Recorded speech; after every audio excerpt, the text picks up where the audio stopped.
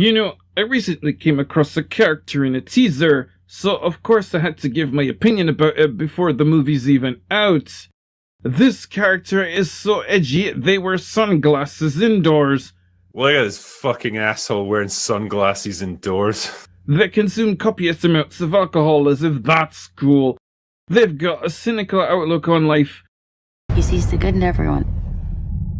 And I see the truth. And they've got a dog who will probably be used for merchandising opportunities. More dog action right there. Obviously, I'm talking about... Wait a minute. Wait, hold on. Is she me? Did I just... How did I not realize that's me? Too lazy. No! No! Andor, it makes Luke, Leia, and Han's journey less important. It just does. To me, let me tell you why. Watching Andor to me made Luke's story legitimately just about him. It's literally it's legitimately just Skywalker saga. What I mean is that, like, now, so Luke is shooting and destroying the Death Star, right? He's destroying the Death Star. You think that's about fate and providence and the Force, and mysticism, the Force, all of that. Hell no, bitch ass nigga. Do you know how many people had to fucking die? I think for you. Say that. No. But like, do you like? Yeah, nigga, you can make one shot. But do you know the shit that nigga went through to be able to get that in that whole way? All of this stuff, so you can have a healing moment with your father. Fucking kill your dad, kill his master. Let's get the fuck on with it. It's people in prison that can't touch the ground. If we talk about it if we like really think about it, I remember when I went back, you watched the last episode of Andor, then you watched Rogue One, and then you go into New Hope. You kind of, I kind of do look at these guys like, all right, bro, they went inside. They gave up his life. They pussy. Classic Benny Johnson charm and humor. Welcome to the Benny Report. I'm Batman.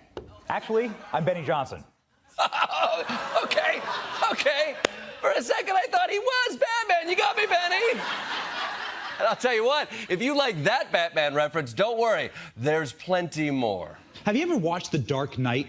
Arguably the greatest superhero film of all time. The scene when Batman comes up through the floor and there's 7 bad guys. And they're like, who is this? And Batman just takes them all out. I want Batman to stay Batman, not turn into Antifa Man. So, I'm a big Batman fan. We're going to begin by saying, Batman for your boy.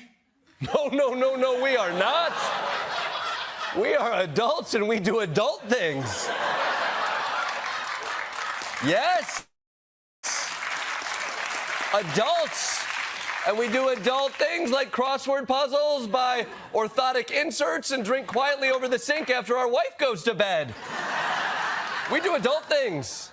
But yeah, Benny loves Batman so much, he even released an AI video of himself dressed as Batman and punching immigrants in a Walmart parking lot. I know what you're thinking. You know, what a xenophobic and cruel vision of Batman. But it's still better than the George Clooney one.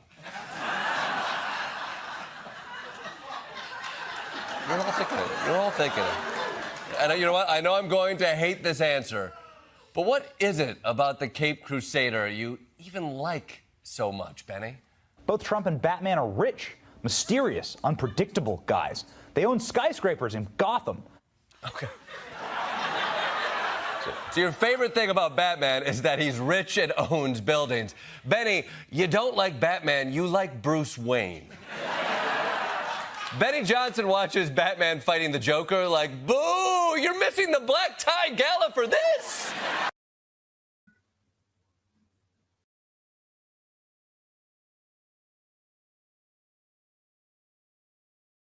Welcome to every video we make. We use one little thing and then we build the narrative out of it. Brie Larson says one fucking thing and we make a whole video out of it. That's what we do. Words are flowing out like woke Mary Sue objective truth. They don't mean much, but nothing ever does across the grift of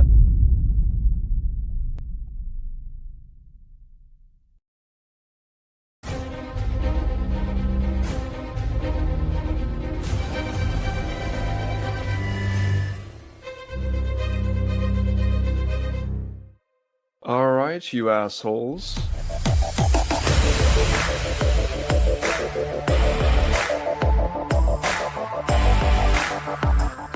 You can pick up the softback trade paper.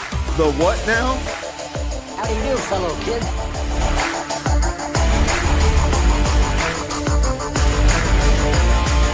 The fucking what?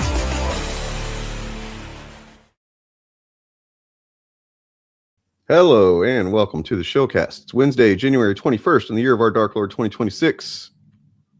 We're in wild times in which journalists are raided in their homes and prosecuted for exercising the First Amendment. Suburban moms are executed in the streets of mainstream USA for the same. Our president is fully transitioned into a dementia-addled, obvious pedo who is most certainly a Russian asset on a mission to undermine every standard and shred of democracy and freedom that's been fought for tooth and nail. His Gestapo are invading cities or for daring not to submit to obvious lies and propaganda about their obvious ethnic cleansing. Billionaires have stolen our future and are propping up this blooming Fourth Reich, and the death cult of MAGA is all in despite being a minority of Americans. We may be on the verge of World War III as Trump wants to destroy NATO by invading Greenland, Canada, and claiming the entire hemisphere the way that he's claimed women and girls alike as he, used them and threw them out. So let's talk about Star Wars and Marvel and whether or not it's woke. Eric? Oh, Eric? I was going to click it, but I'm like, I'm going to click it, he's going to click it, and then I'm just not. It's just going to do the game. So I was waiting. What up, y'all? How's everybody doing? I'm good. Apparently we were going to get a massive snowstorm, but now it's just going to be freezing ice. So that's not better. Honestly, we're really the goal here. And let's just kind of get rid of it altogether, right? Yeah. No, this weekend was going to be crazy. I actually told several people I have a Friday night gig, a Saturday afternoon gig, a Saturday night gig, a Sunday morning gig, and a Sunday night gig. So it's a busy weekend for me, and I was going to make a lot of money to pay the bills here at my house because I don't have to lie to people on the internet to make money. But I was going to go do that, and we were going to get snow, like 14 inches. And keep in mind, in my area, we don't really have the infrastructure to clean up that amount of snow because we don't get snow very often. So, it was going to be like a shutdown situation. If it snowed this weekend, it would be shut down. So then they came on the news today, and they're like, it looks like the model shifted more north and west, so we're not going to worry about that. So there's no snow, but we're going to have freezing rain and low temperatures, which means the roads are going to be ice, which is essentially the same thing as freezing snow. We can't do anything about it. So, go ahead, sorry. I was going to say, it's going to be 70 here tomorrow. So I'm going to try and enjoy the nice weather tomorrow and then enjoy that shit for sure. Get through the weekend. I've been Northwest for about a decade now. Before that, I was in goddamn Wisconsin for a year. And when it snows between these two regions, it's completely different shit that happens. Because even if it snows the same amount, because it doesn't do it often enough here, that it will just shut everything down. Whereas over in Wisconsin, they have plows that come out, like clockwork and everything's. God damn, Gordy, why every time I'm starting a stream, Gordy's just back there like. Rawr!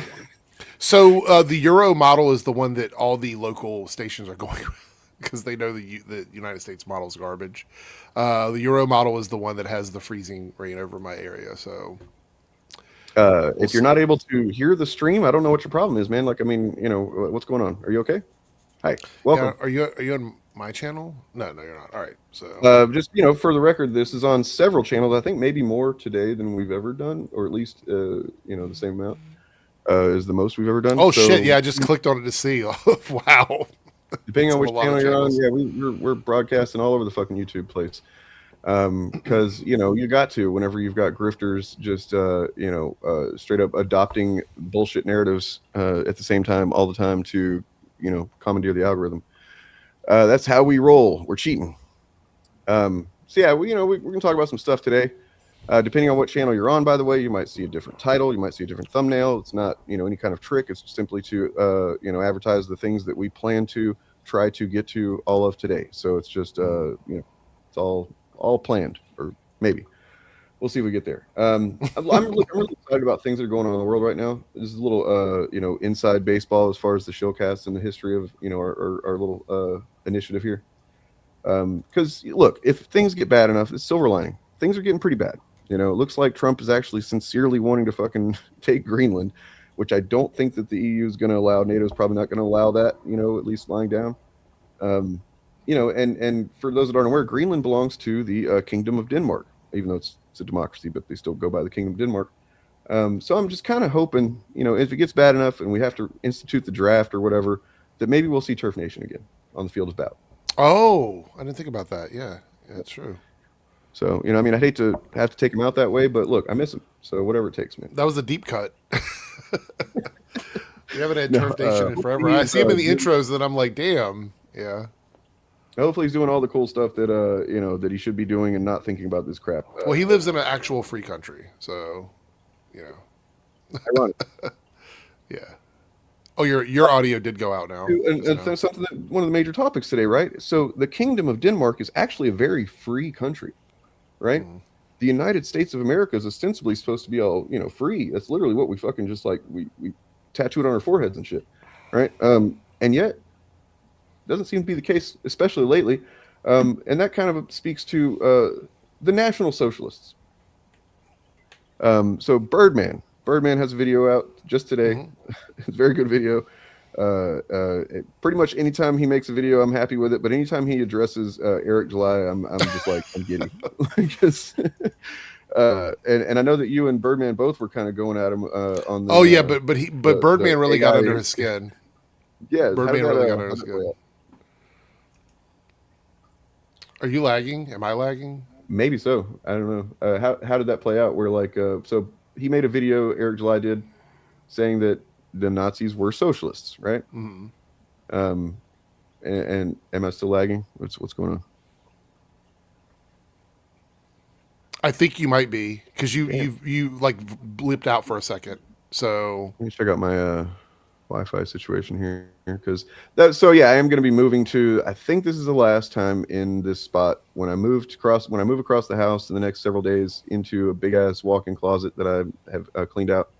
I'll be right next to the Wi-Fi. I'll be plugged into the Wi-Fi. I mean, into the router. And won't have this problem anymore. But as of now, I have to wait to get some audio treatment foam stuff because there's a bunch of concrete in that closet. Mm. I mean, if you need to jump out and jump back in, you can. That I didn't realize was there. Yeah, I'll try that. I'll be right back. Okay. And now, I am in control of the Shillcast. This is what I planned all along. Me, solo, running the Shillcast. It's always a lot of fun. Good afternoon, everyone. If you don't know me, if you're watching from one of the many channels, I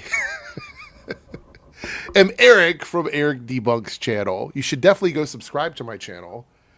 It would be very much appreciated. Dane will be back in a second. He's got to restart. But cool stuff for Christmas. I mean, I tend to do a lot of random things in terms of like making stuff and ordering stuff. So I don't know what was a gift and what wasn't really, I guess. But this sign over here I used to have up on the wall, but you couldn't see it. So I moved it over here, put it on the floor, as one does. Oh yeah, Green Arrow. OG Green Arrow shirt. Let's see here. Until Dane gets back, I think I might have some stuff to look at. Because hopefully he does come back. Hopefully he does return. So, interestingly enough, it looks like Elon Musk and DOGE actually committed some crimes here. Or I should say allegedly committed crimes. So the DOJ has admitted that the DOGE Social Security staff worked with political groups trying to overturn election results. And, surprise, surprise, if you're an American, they probably got your Social Security number. Which is bad. It's really fucking bad. When I saw this, I wasn't shocked at all. Now, Joshua here on Twitter retweeted himself here where he says... this is all the way back from February, Reports say that these individuals now control sensitive government functions, including access to classified systems and potentially your most personal and private data. The lack of proper oversight for DOGE teams is a serious security concern. These hires operate outside traditional hiring and vetting processes, bypassing background checks and security clearance requirements. This opens the door for significant security breaches. And now we find out, and this is what this is about here, that they have been taking this information and trying to compare it with voting information in different states. Do I have to spell out how corrupt and how bad this is? By the way, I also want to point out that Elon Musk claims they found, what was it, trillions of dollars in fraud. Yet as of January 21st, 2026, he had not recommended one name for prosecution. Now, I don't know about you guys. I don't have a tin hat near me. I do have a cap on. I don't have a tin hat near me. But why would Elon claim that they found trillions of dollars in fraud, but have no one to blame the fraud on? That doesn't make a lot of sense to me. And apparently it doesn't make sense to anybody else, because here the DOJ now has to admit that DOGE took those numbers, our Social Security numbers, and compared them with voting information. So it seems to me like the plan all along was to enact some sort of system where they could look up your voting information and possibly do some illegal shit. I don't know. Seems a little sketchy to me. So yeah, I don't trust any of them. And, even to this day now, Elon keeps claiming there's fraud. We have yet to see any actual fraud come out of DOGE. There's been nothing. There's been no fraud found from any of these DOGE fucking witch hunts they did. So we're still waiting, Elon. We're waiting to hear who committed the fraud. Where are these trillions of dollars of fraud coming from? Or were you just doing this to steal our Social Security information? I don't know if you saw this or not. Yeah. Dane. I don't think he was doing it is my lag better? Yeah. I think you're good. I don't think he was doing it just to steal Social Security or numbers or whatever. I think he was also doing it to end any investigations that were currently going on into Tesla, because he has spent, for one reason anyway, he spent over a decade just constantly kicking the fucking ball down the road as far as investments that I promise he's been making to investors about, and he's literally what he makes money on is what he says. So this is like a happy byproduct of that, was being able to get access to people's I think there's multiple things going on there. But the one thing that they were supposed to be doing, they weren't doing, which was investigating fraud. They weren't supposed, there is literally no person that has been even alleged to or brought up on charges for fraud, even though they say they found trillions. Keep in mind, everyone, trillions of dollars in fraud. Yep. And not one name has been brought up for that. Well, that actually, brings another good point, is that, hey, what's up, Ant? How's it going, man? Yeah, good to see him. Welcome. Ant, we have to get that thing going you were talking about, man. Come on, let's hate to put it all on you, but were y'all planning a fraud? Or what? We were planning a special event with a few people, and he's organizing it. But yeah, he's got too much work going on. But yeah, I'm not trying to pressure you. I'm just actually joking. But yeah. I didn't want to hold him to it because he didn't. He seemed like he had to work today, and I didn't want to be like, get off of work and come on the stream. But he did say he might show up today. So hopefully so. If not, it's okay. So. Let's see. There's a video about. You guys ever watch CoffeeZilla, or more relevant to this is his other channel, Voidzilla? Mm-hmm. He's got a video on corrupt pardons that is pretty good. And most of the recent ones have been corrupt. Yeah, all of them really. On one channel. Thank you. There's 68 other people watching on other channels, so go join one of them or stay where you're at. It's fine. You know, we really should probably find a way to consolidate chat. StreamYard's been pissing me off. I know it's been pissing me off. We'll talk about that after. Yeah. Let me look for this video real quick. But yeah, the and Elon. This is, by the way, this is a guy who has a fucking CSAM AI bot that he's now. God damn it, Gordy, shut up. That he is now charging for. So if you remember a few weeks back, right at the start of the new year, there was the fucking terrifying, gross, disgusting, abhorrent situation where they allowed AI edited, Grok edited images on Twitter. Oh yeah. The first thing that the type of people that use Twitter like and enjoy it. You know what I mean? Because if you enjoy using Twitter, you're probably just a Nazi or a pedo at this point. I don't know, man. Like Twitter's a cesspool. It's awful. Anybody else, you can use it and be like begrudgingly because there's information you can get from it and shit like that. You can learn things, but like, or you at least know that you're fighting in the mud. You know what I mean? Like you know that you're in the shithole. Like as long as you're aware of that. But yeah, so what they did to fix that problem, where people were immediately just like taking pictures of underage kids and not necessarily underage, but like it's all anti-consent. And sexualizing and minors and other women and stuff like that, and just doing disgusting shit with it. The way that Elon handled that, first of all, was to laugh about it, literally laugh about it. But in order to actually address it, they said, well, this it's a step. I'll admit that. They just made it to where you have to actually be a paid subscriber to do that. So he has essentially monetized AI CSAM. Right. So that's cool. That's cool. But yeah. Well, the funny thing is that putting it behind a paywall is arguably more egregious.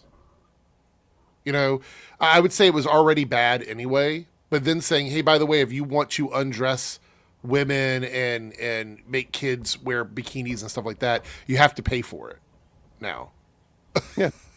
So it was like funneling. It was like peddling drugs, right? Like you give them a little bit for free, and then you try to funnel them over to the paid version of that. Well, so, this also speaks to the fucking just insanely incorrect and propagandistic video that Eric July made about, because this is essentially just capitalism run amok. Yeah. Like this is where if you have enough money, if you have enough capital, you can, basically do whatever you want, get away with it. And it's been like that and growing in that direction for, a good couple of decades, at least, basically since Reagan. But it has fucking just gone to light speed since, especially this Trump administration. That's what it's all about now. It's like you can pay the right amount, or you can, give the right compliments to a fucking, literally a guy who had a stroke. Several doctors have said that now. You know what I mean? They're not his doctor, so that's worth noting. But there are several doctors, legit doctors, have like seen his behaviors and the literal drooping face situation, and how he's mixing up simple words and stuff like that. And it's just pretty clear that he's had a like stroke. Calling the southern border Southern Boulevard. Did you see that? Yes. We closed the Southern Boulevard. What? And then what's pathetic is that he tries to like play it off. It's like, man, you made a mistake. Just fucking, he said it. He said it like 3 times, and then he goes, "We closed the Southern Boulevard and the Southern border." It's like, no, you just correct yourself. Just say, "Oh, sorry, I mean the Southern border." Like, his ego is too big. It's the fragile fucking ego he has. Well, so there's the dementia element. I think there's 3 elements that are playing out as to why things are so insane and seem to be getting more insane by the day. And I think it's one that he's got dementia. Plus there's also just like the foundation of he's Trump, and we've always known what he was essentially, as far as narcissistic and disgusting. But like, I think he's got dementia. I think he's had a stroke, and then I think that it's becoming pretty clear to me, in my opinion, that and I can make a case for it. Probably not today, but I can make a case for it probably on Friday or whatever, that, he is a Russian asset. They managed to shake off that stank the first term because, they weren't able to fucking, necessarily stick anything on him or whatever. But like, I think he's a Russian asset. And then the Epstein files, there's been maybe 2% of them released. The vast majority of Americans want the rest released. And what has been released actually confirms and points to a lot of really fucking dark shit. It seems to me that Epstein wasn't even the figurehead of this organization, that it might have actually been Trump. And so all of these things I think are playing into him. And then he's got all these fucking dastardly fucking villains around him that are using cartoon villains. These are cartoon villains. Bovino, Miller. These are people that Homan.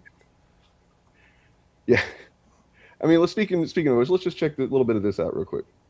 Pardons corrode trust and lead to the inevitable feeling that crime is legal if you know the right guy, if you can afford to pay off the right person. And sadly, we're seeing more and more of these pardons coming out where the people getting the pardon are donating to specific political organizations related to our White House. Specifically, there's an example of felony bribery and other charges where the daughter donates $2.5 million to MAGA Inc., and then later another $1 million to MAGA Inc., and then suddenly her dad and a bunch of other people who were being charged and led. I think it's important to note that CoffeeZilla is not like a raging leftist. Right. Okay, he is a guy who his main focus, at least as far as I've been paying any attention, has been just he doesn't like fucking fraud and scams, right? So he goes against crypto. He's been going against the gamblization of every goddamn budgeting app that exists and stuff like that. Me and my partner were just trying to find a decent budgeting app to share, and it's like impossible to find one that doesn't gamify everything now and like try to get you to gamble. And that's not fucking good. Also, unrelated to this, but I think that and Eric did it today. I think everybody trying to label someone as an extreme leftist because they disagree with some of the awful things that you're doing and saying is like either ignorance on their behalf, like they're just too ignorant to understand the difference, or they do know the difference and they're just trying to create one unified enemy to go against, which is anybody who doesn't agree with me as a leftist. The executive order that Trump put out, it's like some letters and numbers or whatever, that we looked at a while back whenever it was announced, that like basically being anti-American or anti-capitalism or anti-Christian, basically that they're solidifying everything that could possibly be relevant or valid criticism against their fucking regime and what they're doing as domestic terrorists. That's why as soon as Jonathan Ross murdered Renee Good in the streets of fucking Minneapolis, they just, without even checking anything, they're just immediately calling her a domestic terrorist. Right. And they're like, oh, if you look up the definition of domestic terrorist, it fits all the criteria. It's like, bro, it doesn't. Like, shut the fuck up. You mean the definition you guys just fucking made up? It doesn't. Like, there's multiple views of what happened, and you can clearly see that nothing they accused her of doing is the only thing they got right is she's behind the wheel of a vehicle. Like, yeah, that's true. Outside of that, everything else is narrative. It's all narrative shit. Simple fact that I just boiled it down to. And there's a lot of ways to just expose that it's bullshit, but like if you can clearly see from his camera after I think it's the second time around that he's circling her vehicle with his phone in his hand. By the way, you can clearly see just before he switches his phone from his right hand to his left hand to unholster his weapon. By the way, he did not drop his phone. So, I mean, and he did he aimed really well. So, I don't think that he was really scared for his life. But nonetheless, you can clearly see her fucking wheels, her front wheels cut to the right as hard as they could be. You know what I mean? And if she was trying to kill him, or at least hurt him, she would have done it. She just would have. She wouldn't have cut the wheel that hard, and she would have just gassed it and hit his ass. This might be a hot take. I obviously totally disagree with what happened. But had she actually tried to run him over, I don't think people would be fighting so hard about this. Like, if she were chasing him down the street with her vehicle, trying to run him over, I think less people would be like, oh, maybe he didn't fear for his life. Maybe there's a if about this or whatever. It's clear to me that if you're trying to run someone over, you don't back up to try and not hit them and then turn your car to not hit them. Like, you don't do that. The other thing is he was actually violating protocol. Agents are not supposed to be in front of vehicles. That's actually against their protocol. There's like 5 or 6 things that I counted, just like real quick one the other day, of things that are explicitly stated as far as ICE training goes that he did wrong in that whole incident. And one of them is not even necessarily ICE training or whatever. It's just like, don't stand in front of cars, dipshit. Yeah. Somebody's got a super chat here. It's for me, and yeah, this is a big deal, but I have to look at it later. So thanks for the $5, Tony Soprano. The Quartering has recently glazed F&T for their low views. He ripped off your anti-woke content, Eric. Quartering has gone to Turbo Lolcow. Yeah, so apparently Quartering, there's a video. It's a clip, but it's like 20 minutes or something, I think. But he actually shows that they are losing views and relevance and that culture war content is dead. And I think it's really funny to me that he pulls up graphs and numbers and he's doing all the stuff that I would do with pulling up this math and showing it and arguing with his audience, like arguing with people in the chat that they're mad that the numbers are showing that this stuff is on a decline and they're calling him a liar. Now, the Quartering is a piece of shit, garbage human being that doesn't deserve the platform he has. Right. But the numbers don't lie, and he is absolutely right that these channels are not doing well. None of them. He pulls up Geeks and Gamers, he pulls up Nerdrotic, he pulls up Critical Drinker. All these channels are floundering on views. He even brought up the fact that Critical Drinker only gained 50,000 subscribers in a year last year, which is crazy. That is fucking nuts. Holy shit. So, yeah, I'm going to be making a video on that. It'll probably come out tomorrow. But, yeah, it's funny to me that now they're flipping over and going, oh, by the way, this stuff that people like myself, which I think I'm the only person who's made this kind of content. I don't know anybody else that's done it like the way I've done it. But they're looking around and they're going, hey, by the way, this guy that you're saying is not telling the truth. Yeah, he's actually right. And I'm the person that I am one of the people that makes this kind of content telling you that my channel is not doing well. So he's literally admitting to it. He's literally admitting to it. So thank you for the $5, Tony. That's wild, man. Like, I mean, so I haven't looked at the Quartering, you know, because why would you? But like, I haven't looked into it since basically when we looked at how he was going way mask off on the racism for, you know, on his new channel or whatever, right? But I'm willing to bet that what has happened since then has been that did not pay off too well for him. That didn't bring him the spike that he was looking for, right? Yeah. And so now this is just the only thing he sees left is to actually, you know, I guess I got to use the facts in front of me to try to fucking grift against my former friends or whatever. Like, in the clip, I haven't watched the whole thing. Like I said, it's 20 minutes. But at the beginning, he's like, I don't want to talk bad about my friends and throw them under the bus. But Nerdrotic and Geeks and Gamer, like, it's really funny. It's so fucking funny. Maybe we should check that out in a little bit if we have time. We can if you want. Yeah, for sure. I'll pull it up. OtterlyNoah said that he might be showing up too.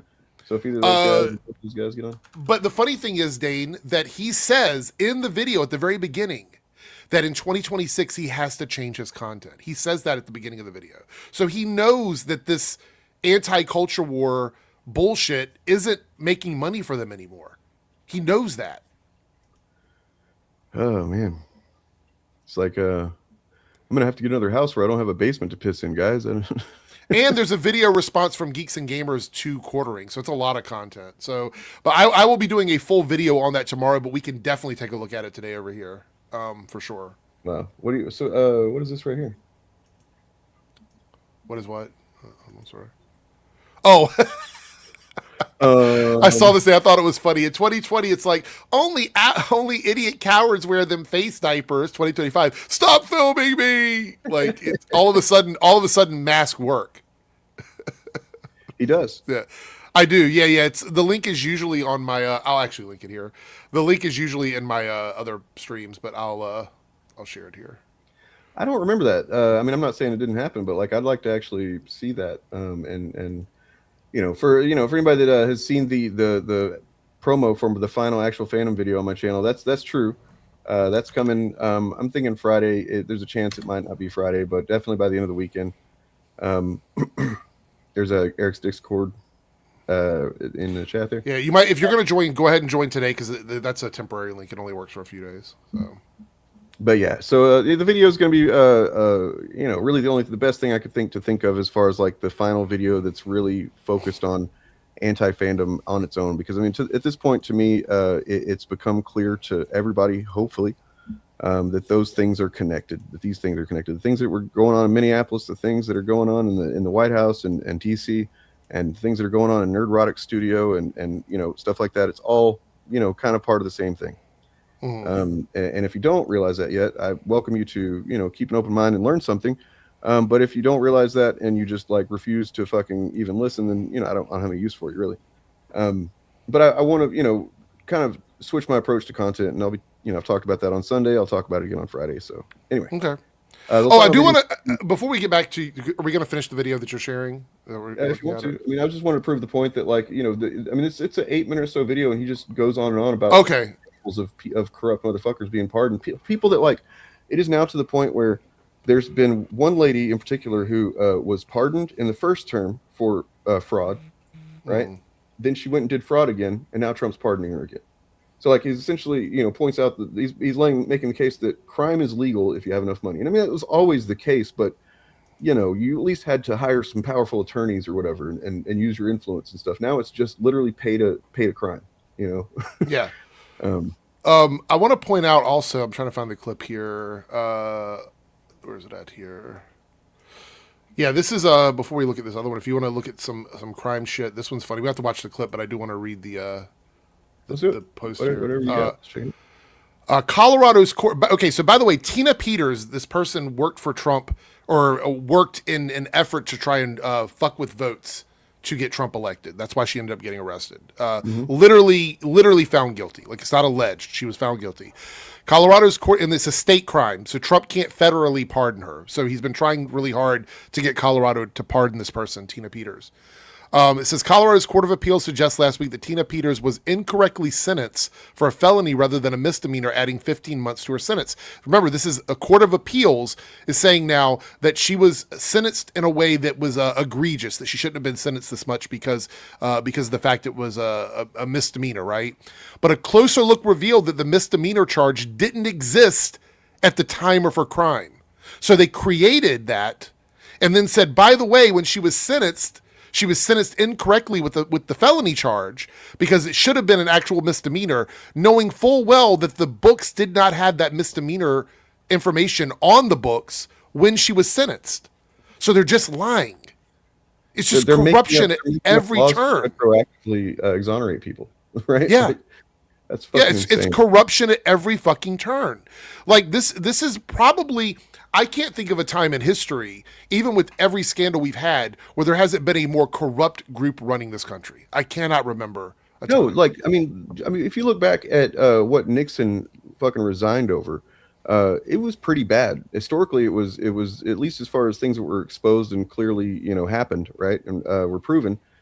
Nixon resigned in shame for that one thing, basically, which was, wiretapping his political opponents and then, paying people, blah, blah, doing some kind of little fucking espionage, essentially. Right. And he had resigned in shame. And I actually believe, if you listen to the clips and stuff and watch the archival footage, I think he was kind of ashamed of himself. You know what I mean? Trump doesn't have such a fucking limitation. Like, there's literally, it's almost like the opposite. Like, the more he fucking gets called out for shit, he's like, oh yeah? Well, I'm gonna fucking do this now. By the way, guys, all the drug boats just stopped all of a sudden. That's right. It's crazy. It's weird how you just take Maduro out. You don't take out his regime. You don't change the regime. Right. It's just him. It's him. He was personally going to the docks and loading up the boats with drugs. He was the one. So or this new lady, the vice president that's now, I guess, the acting president or puppet president. She's so fucking ferocious that these drug runners are like, no, we're not doing it anymore, guys. We can't do it. Something like that, right? That has to be the explanation. It can't be that he was just like blowing up random boats of fishermen and shit like that, or didn't actually using this as an excuse to go over and kidnap the president. I mean, that could have been. Look, the truth is they're probably legally shipping drugs over now because the government is now allowing it, because they're like, oh, by the way, we control you guys. You can ship drugs over here, but we got to get a cut of it because Trump is taking the money that he's getting from this oil, putting it in some fund in Qatar, overseas, right? In fucking Qatar, dude. And saying, and Congress isn't doing anything, nothing. Like this has to be the most lame duck Congress we've ever had in terms of Republican Congress. Like, it's just nothing, no checks and balances. The president can put money everywhere, but it's not enough yet. There's a few people that have started to, obviously there's a couple of guys that have been against. At least in terms of wanting the Epstein files out. And if you want the Epstein files out, then you just are against Trump. That's just fact. Which, by the way, now they're trying to say that there's no language in these documents, right, that has any sort of penalty or any way to compel them to release the files. It just says that legally they have to release it at a certain time, but then that's it. There's no language for oversight. There's none of that is there in the files. And this only works for idiots. Like, I mean, anybody else, you can recognize that this is just there's never been a claim like this as far as like a law that's been passed or whatever. It's very obviously, God damn, my screen crashed out again. So I'm gonna have to leave and come back in. Okay. All right. To continue on, guys, Homan, who speaks like he's got fucking marshmallows in his mouth, says, let's watch the clip here. You got to hear it. I can't, when it comes to him, it's really hard for me to sit and listen to him talk, but let's do it together. I want to make you guys suffer at the same time.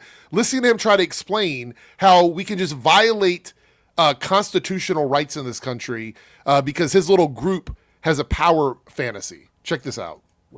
That they are ICE targeting American citizens.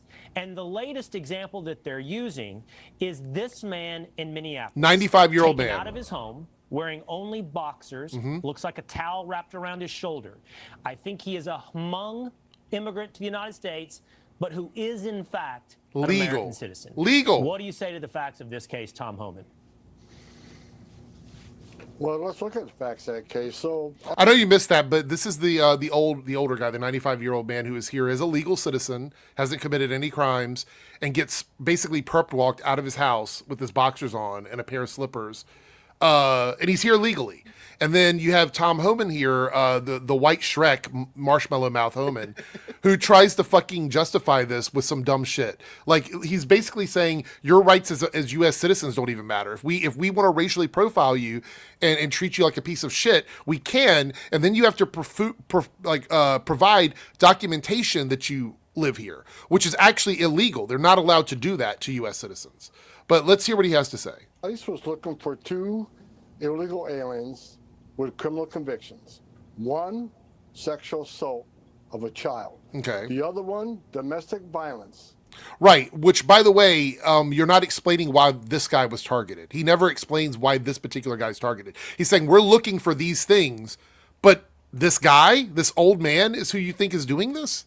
This 95-year-old man is out here running around, committing all these crimes? Like, give me a break. Come on. I mean, that's obviously the line they've been told to repeat.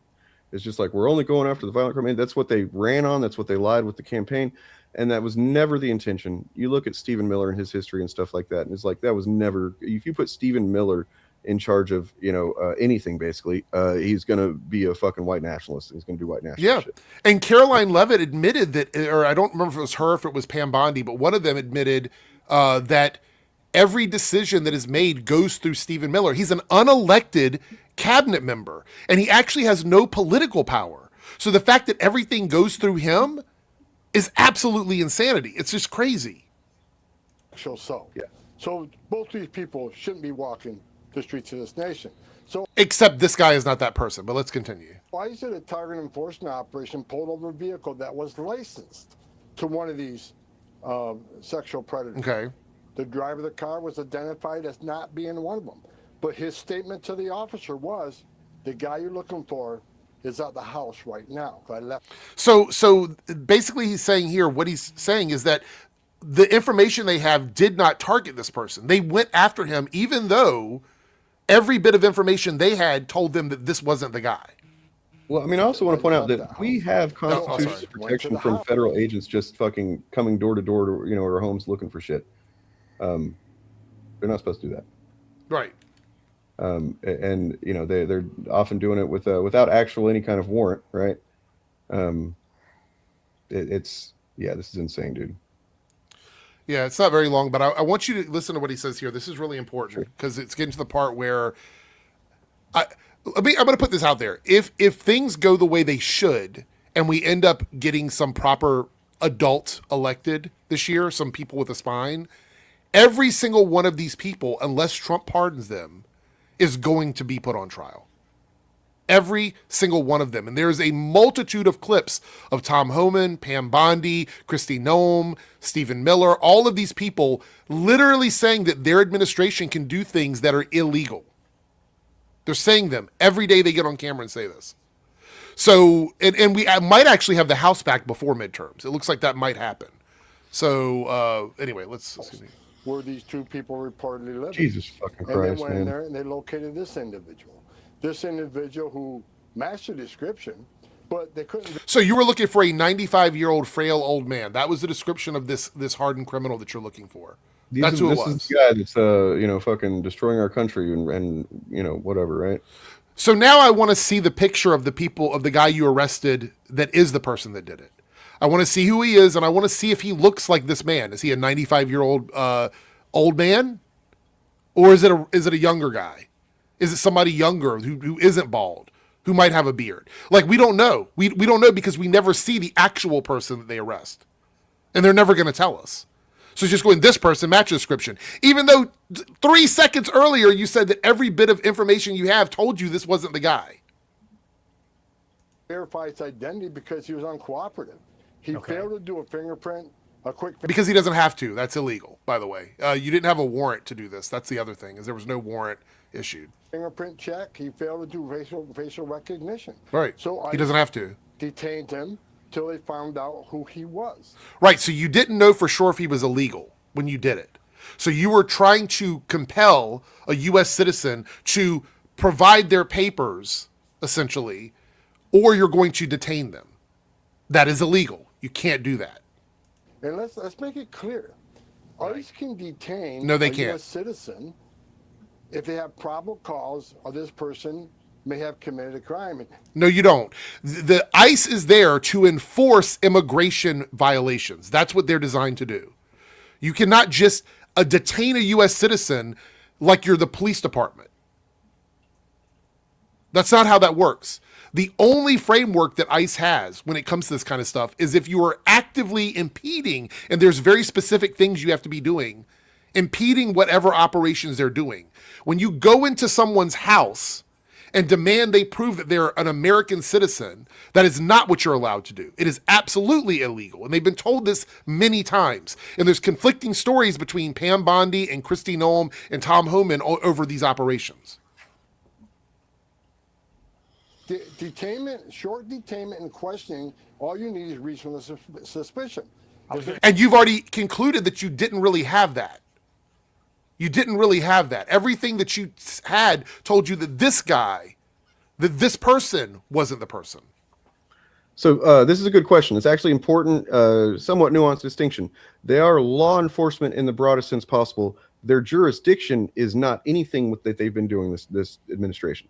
Their jurisdiction. Right, they can't traffic stop you. There's all kinds of things they're not supposed to be. I want to point out that there is me and GM Morgan, my co-host of the new content is going to be called The Modern Audience, by the way. But like we were talking about this the other day, that there is a division amongst some ICE officers, apparently, within ICE, that there are actually some ICE officers, they're career guys that have been doing it for a long time, right? And they're pretty pissed off at Trump and Noem right now, because up until recently, their purview has been actually chasing down actual criminals and people who should not be in the country because they have, or they've like egregiously ducked and dodged trying to, be here legally. And we can, discuss whether or not anybody's actually legal or not. I don't, that's not here nor there. If we're just going based on the norms before versus how things are now, then there was a somewhat of ICE was only created in 2003, by the way. And they've done a lot of fucking racial profiling. Essentially, they were built on racial profiling. But now this shit that we're seeing is brand new, and a lot of these older guys don't want to do it. They're not taking if they're being asked to go out into the streets of Minneapolis, wherever, they're not doing it. They don't want to, and they're fucking pissed off at guys like Jonathan Ross for how he's behaved, and they're pissed off at Noem and Trump, and it's like because of the very fact that this is not what ICE has even done historically, right? And yeah, it's fucking disgusting. And these are. And I want to point something out. I just had to fact check myself before I said this. Biden, even though I'm not a fan of Biden, right? Biden deported 4.4 million illegal people. Trump, during his first term, actually deported less people than both Obama and Biden. Obama was the deporter in chief. Yeah. Both Biden and Obama deported more people than Trump did in his first term. And the track that Trump's on right now, he's on track to deport less people than Biden did in this term that he just had. Biden deported 4.4 million people. I want to point out what's important to take from that comparison, right? So Obama was disparagingly from people on the left called the deporter in chief, right? Like people that recognize, like, hey, you ran as a fucking pretty progressive guy, and now you're doing some pretty regressive shit, right? As far as like drone bombing in the Middle East and stuff like that. Yeah. Not good. And yet they weren't And he deported more, as Eric was saying. So he deported more people, and yet they weren't advertising it. No. You know what I mean? And now you can say that that's because he didn't want people to be criticizing him for it from the left, which he deserved and was all warranted. But why is it that Trump and his administration is making ICE such a front and center, thing, and all of the illegals and the criminals and stuff? What they're not even doing as good a job at deporting. They're not even, if you want to say that's a good job at all. Well, that's not what I'm saying. But like, he's not even, if you want to buy the numbers, they're not doing it as well. Right. And yet they're performatively doing these fucking, riot gas and this fucking green noxious shit they're fucking deploying in Minneapolis that nobody even knows what it is. Right. So why is that?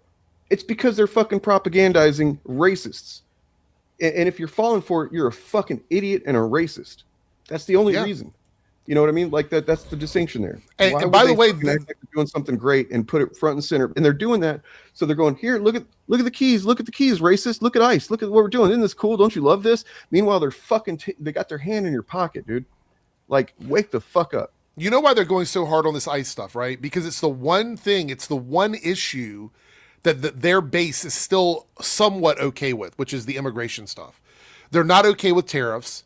They're not okay with the Epstein files. They're not okay with any of this other stuff. The anti-trans stuff isn't working, which, by the way, that issue's completely vanished, right? Remember how trans people were the boogie people for Republicans? In most places, they're not even talking about trans stuff anymore because it isn't hitting like it used to, right? It doesn't work like it used to. That would have been the other way. If it would have been they got more traction with the trans thing or with tariffs or whatever than they did with ICE, you'd be seeing them fucking pumping that.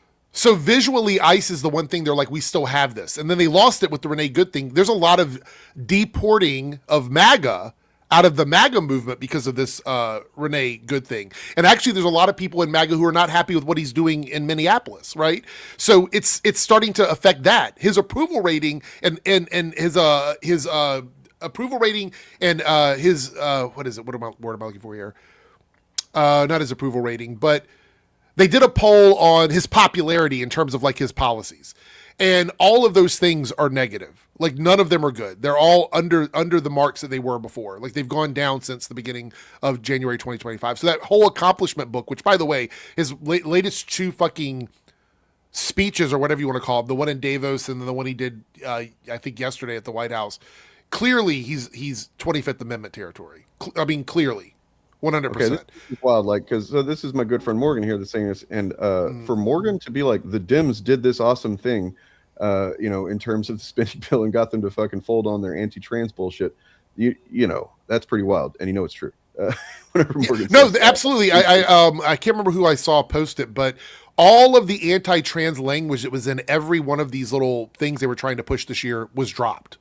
Because they know the anti-trans stuff isn't working. And this goes back to the quartering video where the culture war stuff isn't doing what it did before. People care about real stuff right now, which is like how you're going to pay for groceries, how you're going to pay for medical care, all of these things. They don't care about any of this other shit. Like it just doesn't work anymore. And when you start shooting, look, any person, whether they're here legally or they're here undocumented, any person that is hurt or harmed or killed by ICE is a tragedy, regardless of where you are. It's just a human rights thing. But when white woman got murdered, which is a tragedy also, then all of the conservative white people that were even on the fence about ICE are all of a sudden like, wait, if they can shoot that white woman dropping her kid off at school, then they could probably shoot me too. And then all of a sudden, just like with everything in that group, once you make it about them, then they understand what the problem is. Then they're like, oh, we need to do something about this. And they start to wake up a little bit. And that's what's happened here. So we're going to see what happens. We're going to see what happens. I do believe that all of these people, without Trump's pardoning them or whatever, they're going to be brought up on crimes, all of them. Hopefully. I mean, if they're not, then things have not gone well for us, and we should be very terrified for the further future of our country. So as to this, yes. So Trump won, not because like the majority of all Americans were just like pro-Trump. They played a very, admittedly, smart campaign to put pressure on. That's why they went to the fucking Manosphere podcast and stuff, to put pressure on younger less informed and uninformed male voters to fucking play to the anti-trans stuff and play to the fucking, like, and using cynically, essentially the affordability crisis, which now they're starting to talk about because they realize that Mamdani fucking, put a spotlight on it.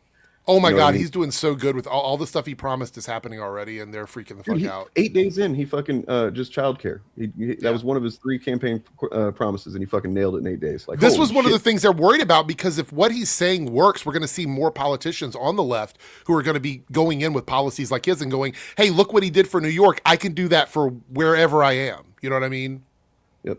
But yeah, they have swung in just 1 year. This is probably, one of the biggest demographic swings ever, as far as like some, a specific demographic that's pro a candidate or elected president, and then like a year later, they've swung 40% disapprovingly. That's insane. I want to comment on this quickly. There's a lot of reasons why Democrats lost in 2024. There's stuff that the Trump administration did. There's stuff that the propaganda bro culture podcasters did. They convinced a lot of people. I don't want to place blame, but I have to. It is a demographic. A lot of Latino voters voted for Trump, especially Latino men. And now some of them are getting deported. Some of them, the Cubans down in Florida, are getting mad because they're starting to deport some of those guys. People with Trump tattoos are getting shipped out of the country. They did a really good job. Some of these Hispanic people that are like, I'm Cuban, so they're not going after the Cubans. They didn't realize that they don't care what you are. You're just brown to them. And it sucks. Like, I wish this didn't have to be the reality for so many people, but this is that fuck around and find out energy that we talked about back in November, when, like, not last November, but November of 2024, when all this happened, is that there's going to be people that are going to get hurt in this. And unfortunately, it seems like a lot of the country needs to see that in order to have their mind changed. I mean, I don't think we should have to go through that. I think that's dumb. I think that a lot of the stuff that was said, Kamala said this, Hillary said this, and look, I'm not a huge fan of Hillary, and I don't know if Kamala was the best option for the Democratic Party. It was the only option at that time, but they pretty much laid all of this out. They said all of this. So whether you like them or not, they were right about Trump. They were right about Trump's admin. And so now we're getting to see that all of that stuff was true. And Project 2025, they are struggling to get to that mark they want to get to on Project 2025. But the reality is they are trying to do it. And they were trying to do it all along, even though Trump lied about that. I actually did a little consolidation. I'm not going to talk about it here, I guess, because it's a lot. But I went back and looked up all of the issues that the Trump admin brought up from January of 2025 till January of 2026, and how much of it disappeared. There's a lot of stuff that they tried to push on people as being like this awful thing that just vanished overnight. Like Haitians eating dogs and cats. Like that, where did that go? Nothing ever came of that. Was anybody ever arrested for that? Was there ever any fucking investigation into that? No, because it was all a lie. Well, that's just one of the many things they've done. The Somali fraud thing, right? Like, for example, if you're not up on the facts on that, you really should be, because there was a lot of fraud, and a lot of it was done by Somali immigrants in Minnesota. But guess what? That was already litigated by the Biden administration. Yes. Yep. That was done. This shit that Nick Shirley, if you, especially, by the way, I don't know if you saw the fucking Andrew Callahan response video to Nick Shirley claiming that they did a bias interview. It's just fucking fire. Andrew Callahan did a very fair, more than fair interview. I was actually kind of frustrated with parts of it with Nick Shirley, like last week, right? And it was he gave him plenty of chance to make his case and stuff. He didn't like push back as hard as I wish he would in many cases. But then after, and there's text messages between the two where Nick Shirley's like, "Yo, the great job, bro. This is fun, blah, blah." Then a couple of days later, once their memes started popping up of him saying like benevolent and stuff like that, he started getting his little fucking feelings hurt. And so I'm sure somebody told him that, oh, that was a biased interview, and he edited deceptively. Andrew Callahan, he's not my favorite guy in the world, but I mean, when it comes to journalistic ethics, he's one of the only fucking guys that has any, I think. He fucking came up put out a video last night where he showed his Premiere Pro timeline, where the cuts were compared to the original video, and almost every cut was made to make Nick Shirley look better. It's because the dude could barely speak, and he couldn't fucking, Oh, he's dumb as fuck. I don't think I've ever heard someone with a platform sound as dumb as him, like out the gate. Like, it's just immediately like, this guy's an idiot. And I've seen videos of him doing investigations he was that are doing dumb. all the pieces of the puzzle of the fact that he was used by the Republicans in Minnesota, which were almost certainly working in concert with the White House, right? Like they did this on purpose to put his content out there the day that the Epstein files were fucking supposed to be released. Imagine that. You know what I mean? Like that was all done intentionally, and he doesn't realize it. Like he's telling Andrew in the interview, like, yeah, blah blah blah, but he hasn't put it together that he's being fucking used. Yeah. But yeah. Anyway, so before we move on, go ahead. Sorry, I thought you were done. I was just gonna finalize by saying that like the stuff that he's pointing out is in most cases. I mean, yeah, I'm not saying there's no fraud going on. There's probably fraud going on in fucking every state in different ways and stuff. The stuff that he's pointing to has nothing to do with the Feeding Our Future program, which is what was litigated and found all that fraud in it in the Biden administration. But yeah, this other stuff, the daycare stuff, is almost certainly fucking smoke and mirrors. Most of it is. You don't go to a fucking business that's open from 2 to 10 and go there at 11 a.m. and then be like, they're not open. They won't let me in my. They won't let me. By in the my way, mask. though, cameras look at the kids. Yeah, look at where we are. Like, I need the chat to understand this. Look at what's happening right now in that state because of daycare fraud. Look at what's happening. I'll say this, dude. Nick Shirley responsible for Nicole Good's murder, like in not directly but indirectly. Absolutely, he has played a role in getting that mother of 3, I think, shot in the face. Well, because I don't think that this invasion of that city, which, by the way, Stephen Miller telling the police force to surrender in Minneapolis was crazy. Surrender? Or is the federal government at war with Minneapolis? Because remember, they got mad when they used the word occupation. When the mayor used the word occupation there, right? They got mad about that. But if it's not occupation, then why is the federal government, Stephen Miller, going, they need to surrender? This is a state. And the fact that we have people on the right who are okay with this, you don't have to agree with every single fucking thing someone on the left says.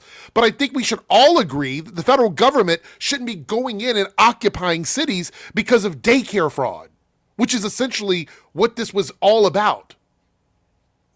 And it was a false story. Like you said, the whole thing was predicated on a misleading expose done by one of the biggest useful idiots you can imagine. Yep. It's crazy.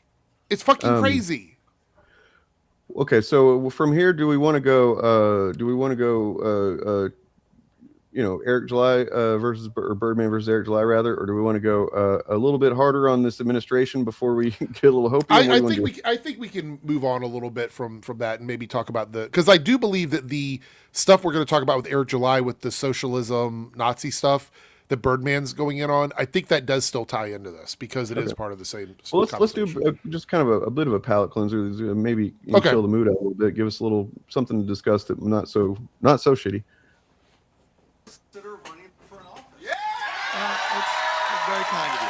Context: this is from a Daily Show clip that was after the show was filmed the other day, and Comedy Central or the Daily Show, YouTube, whatever, posted this on its own. Just posted this clip. Mm-hmm. I think that's important to note.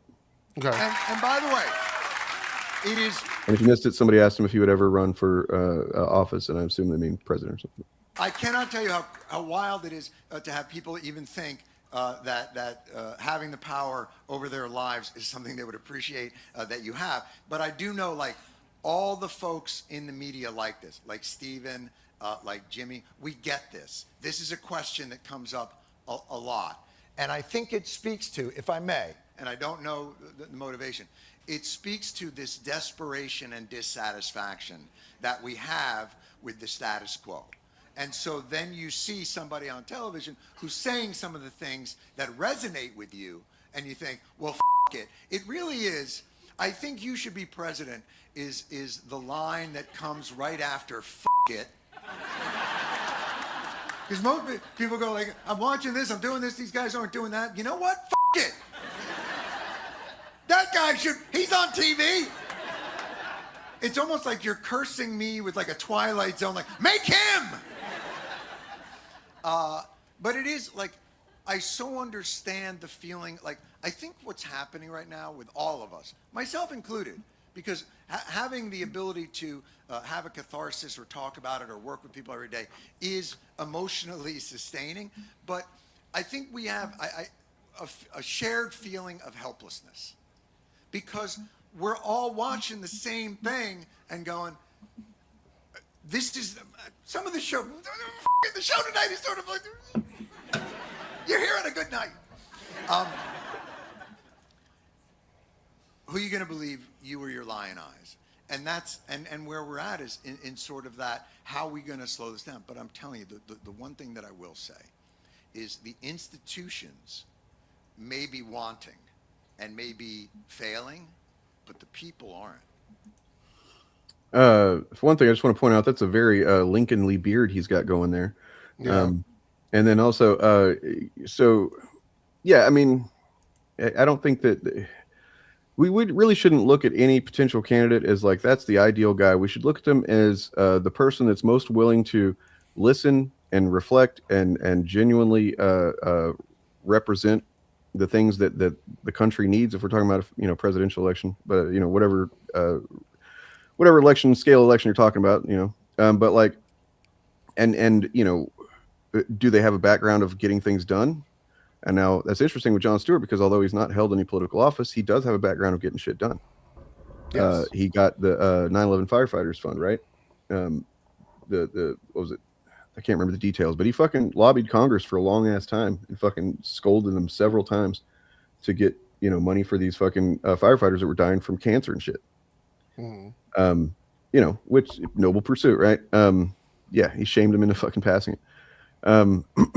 I mean, yeah, look, I think that's the legitimate thing that played into Trump getting into power, is that people are tired of politicians. They've started to see through it, and that's not saying that Trump he's definitely not the right guy, but there is a valid thing there, I think, for Americans to go, look, man, I'm just tired of the fucking bullshit, tired of the lies. Now, in fact, that actually shows that Trump is the exact wrong guy, because he's done nothing but fucking, just he's not a politician. He's a fucking lifetime con man who's never fucking paid his bills, who's always fucking weaseled out of money. He's fucking sued people, it's all.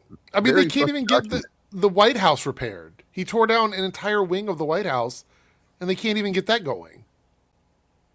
He doesn't have the ability to do it. The funds aren't there. Remember, he's like, I'm going to pay for it out of my own pocket. He's not going to do that. He's not going to pay for it. I think we're past the point where we should even determine if somebody's been a TV star, whether or not, like, is that somebody that should be or shouldn't be? Because on the one hand, you've got Trump, and on the other hand, you got Zelensky. You know what I mean? Like, Zelensky had his people, as soon as Russia, started fucking bombing him, invading, those people were like, well, you got to get you out of the fucking country. And he's like, no, fuck no. You know what I mean? And he's done nothing but, try his best to work within a really fucked up situation between two fucking corrupt nations that have been basically using him as a pawn to try to stop his people from dying. You know what I mean? Like when he was essentially the Jon Stewart of Ukraine. And so I don't think that being on TV is really anything. You shouldn't judge that as being the yes or no, whether or not somebody should run. But yeah, it's so it's almost over. Basically, he never says the word no. I think that's important to note. He was asked a direct question. He never says the word no. And then he goes on to essentially speak to what everybody, and I think even MAGA, if they were honest with themselves at one point anyway, maybe 10 years ago, they would say, yes, this is exactly how I felt. Now they're probably a little bit too cult programmed to admit that, but because that would mean that they would have to be they're wrong. But he's speaking to what I think everybody's feeling is that, the institutions have failed us. The government at one point was ostensibly supposed to be for the people. We had arguments about whether that should be large or small or whatever. Of course, Republicans always lied about that. They said they wanted it to be small, and then they would do large government shit. But nonetheless, I think everybody realizes that the government should be doing a lot more for people, and they're not even protecting people anymore. They're actually actively harming people, and that's only going to keep going in that direction unless we get somebody that recognizes the need to completely reverse course. And at this point, Gavin Newsom, he's two. I mean, he was already one strikeout. He was one strike and he was out for me. Now he's two strikes and he's out. So first thing he did was, most recently anyway, was he said that he was against billionaire tax in California. He said he might be open to it on a federal level. I'm like, nope, fuck that, dude. Don't fucking hedge your bets on that shit just so you can run for president. If you're willing to do it, try it in California and show that you're willing to do it. Then we'll fucking vote for you to do it federally. You know what I mean? But then the other thing most recently is he said he's not for abolishing ICE. And I don't know how the fuck you try and run for office, at this point and not be, at the very least, being like, we need to completely break down this fucking this thing and defund the shit out of it. This $89 billion they've got or whatever. Like, fuck all that. We have to have a candidate that's willing to directly meet the moment and the things that we all see going on right now. You know what I mean? And it's going to be Democrats, kind of fucking hedging their bets and trying to, we got to cater to the fucking center and it's just, we can't do it, man. That's lost a couple of times now. Biden got a little bit lucky because of COVID, but other than that, I don't think that's a winning strategy to try and we have to fucking be bold. We have to fucking have policy proposals that are going to make change, that are going to fucking transform the face and the direction of this country, and to not be afraid of the fact that we're going to be multicultural, not be afraid of the fact that we have many different people with many different walks of lives, and actually embrace the fucking tenets of liberty and freedom and individuality, diversity and community at the same time. Anyway, I'm done. I'm not running, by the way. It looks like Ryan jumped in. Oh shit. There he is. You can't run either, man. You're not American born. Sorry. No, I can just watch from the sidelines and either laugh or actually it's kind of based to not be American born right now, so it's pretty based. Yeah, abolishing ICE is a big deal, and surprisingly, that's going to be something that I think a lot of people are going to be running on coming towards the midterms. I think so. I mean, yeah, as Bob the Old Way says, it's a centrist position at this point. Fuck yeah, that's what I'm saying. Look, or you know what? Me for president? You don't want me for president.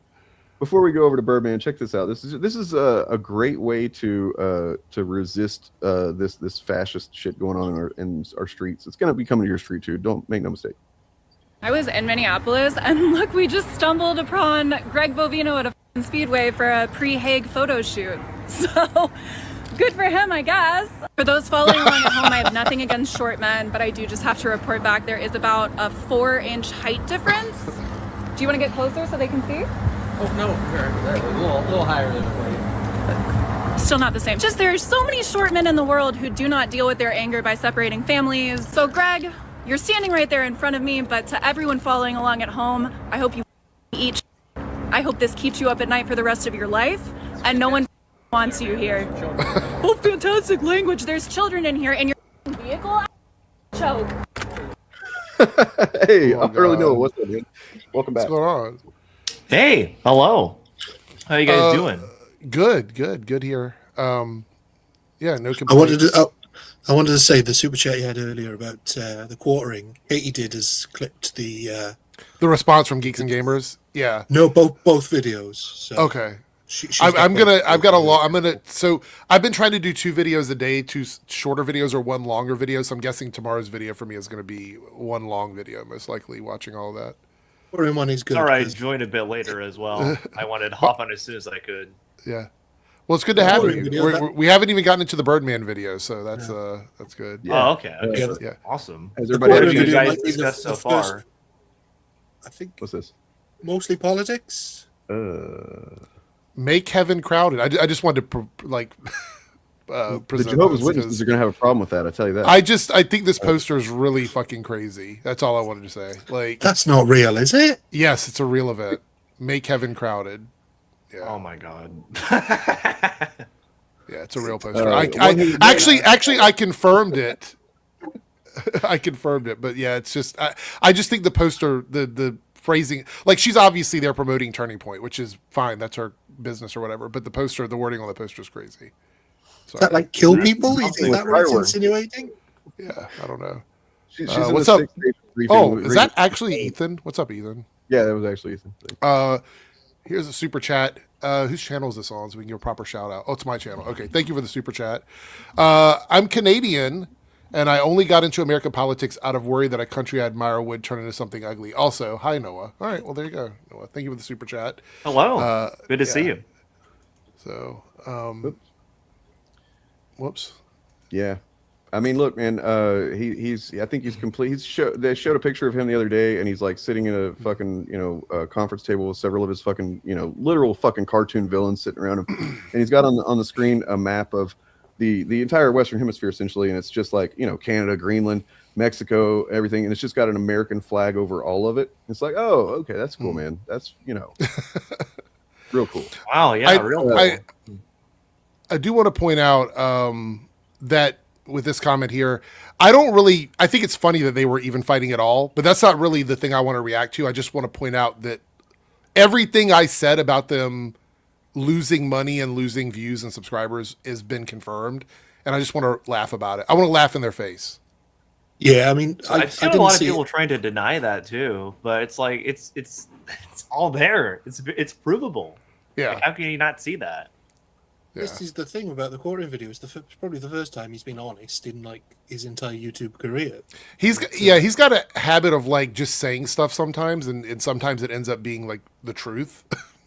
So I mean, what probably happened is they both saw a little bit of spike in their metrics based on this little beef they had. And they're like, "Oh, we're doing great again. This is great." Yeah. You know what I mean? It's a Band-Aid on a fucking a deep wound that needs stitches. So yeah. Do we want to jump into this Birdman video? Our old pal Eric July posted a video on Twitter and YouTube declaring that the bad guys in World War II were, in fact, socialists. What is happening here is a long-standing attempt by a certain batch of conservatives to associate socialism with Nazism and therefore make socialism out to be evil or criminal. I mean, that's not really conjecture, as Eric has tweeted as much. And this is probably going to be the most politically relevant video I've ever made, and I really hate that I have to do this because politics bore me to death.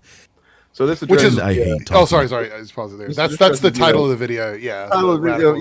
We I've jokingly said, did we radicalize Birdman rather in the thumbnail? And no, we did not. Like, I just kind of a joke that I was making because he came on our show probably close to 2 years ago now, and we talked a bit about the stuff we're going to talk about when we get this group together. And he said, I'm not really a political guy. I just don't like liars and yeah, based true. Yeah, but I said then, not to him directly, but I jokingly said to other guys, I was like, watch, he's going to be a lefty in no time flat. You know what I mean? Once he starts getting into this stuff. But I mean, I don't think he is necessarily, I don't think he's a socialist.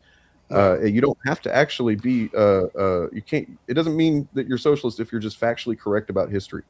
You know what I mean? Yeah. Also, I posted this on Twitter also, I don't even consider myself to be a leftist. Like a leftist ideology is not, I don't think everything should be communistic. You know what I mean? I don't hold the same values that like someone on the extreme left would. I would consider myself more of like a progressive liberal, obviously. Like that's where I stand.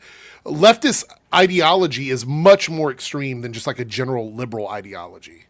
And I don't think people understand that. I've noticed, like even in my own videos, like a lot of people, like I've noticed, will confuse like liberalism with leftism, or think communism and socialism are the same thing. It's like these, like you guys don't really understand. These are all very different things. You can't just lump them all into one, big thing there. First of all, and then some of them do understand and they just don't care, like other, maybe somebody in the chat right now would be the kind of guy that does understand that, but he just it's easy for him to, propagandize by conflating those two things. Like, did you see my Nux Taku video out of curiosity? The one I did about that?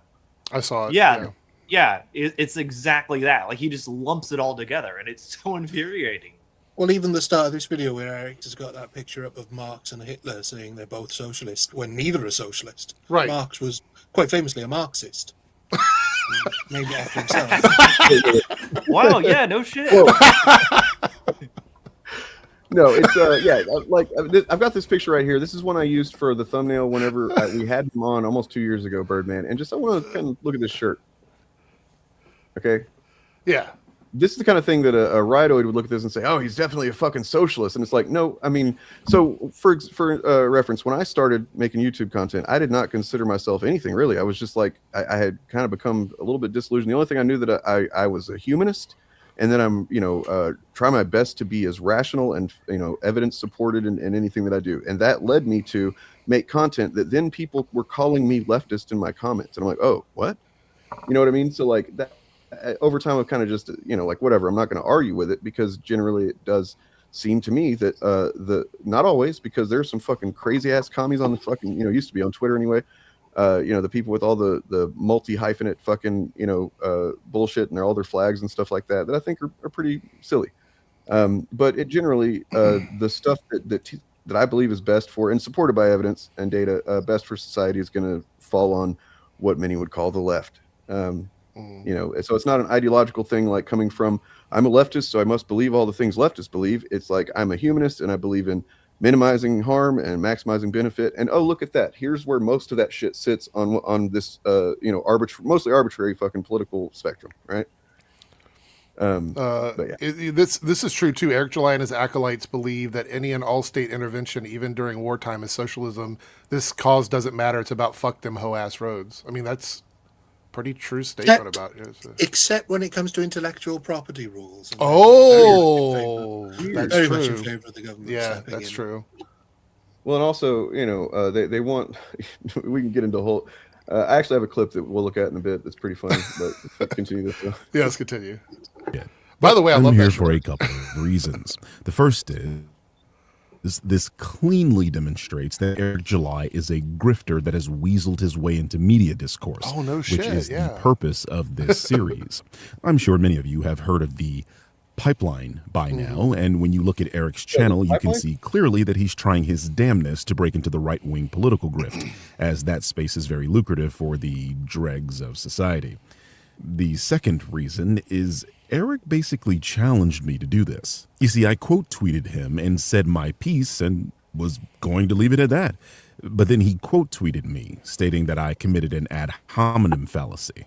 And, you know, it kind of annoys me that a large percentage of this series has become me having to define words for these silly people. But that's not what an ad hominem means. An ad hominem is essentially avoiding the argument altogether while attacking the motive or character of your opponent. It does not mean you insulted someone. An example of an ad hominem is if person A says seatbelts reduce the risk of death in car accidents, and then person B says, yeah, well, you failed high school, Right. so your argument doesn't matter. Yeah. This is what an ad hominem actually looks like. For fuck's sake. Anyway, looking at my actual tweet, you can see that I did address the overarching argument by making the claim that Nazis were socialist in name only, and that they used the term socialist for propagandistic purposes. Eric just didn't like the way I responded to his claim. But fine, Eric.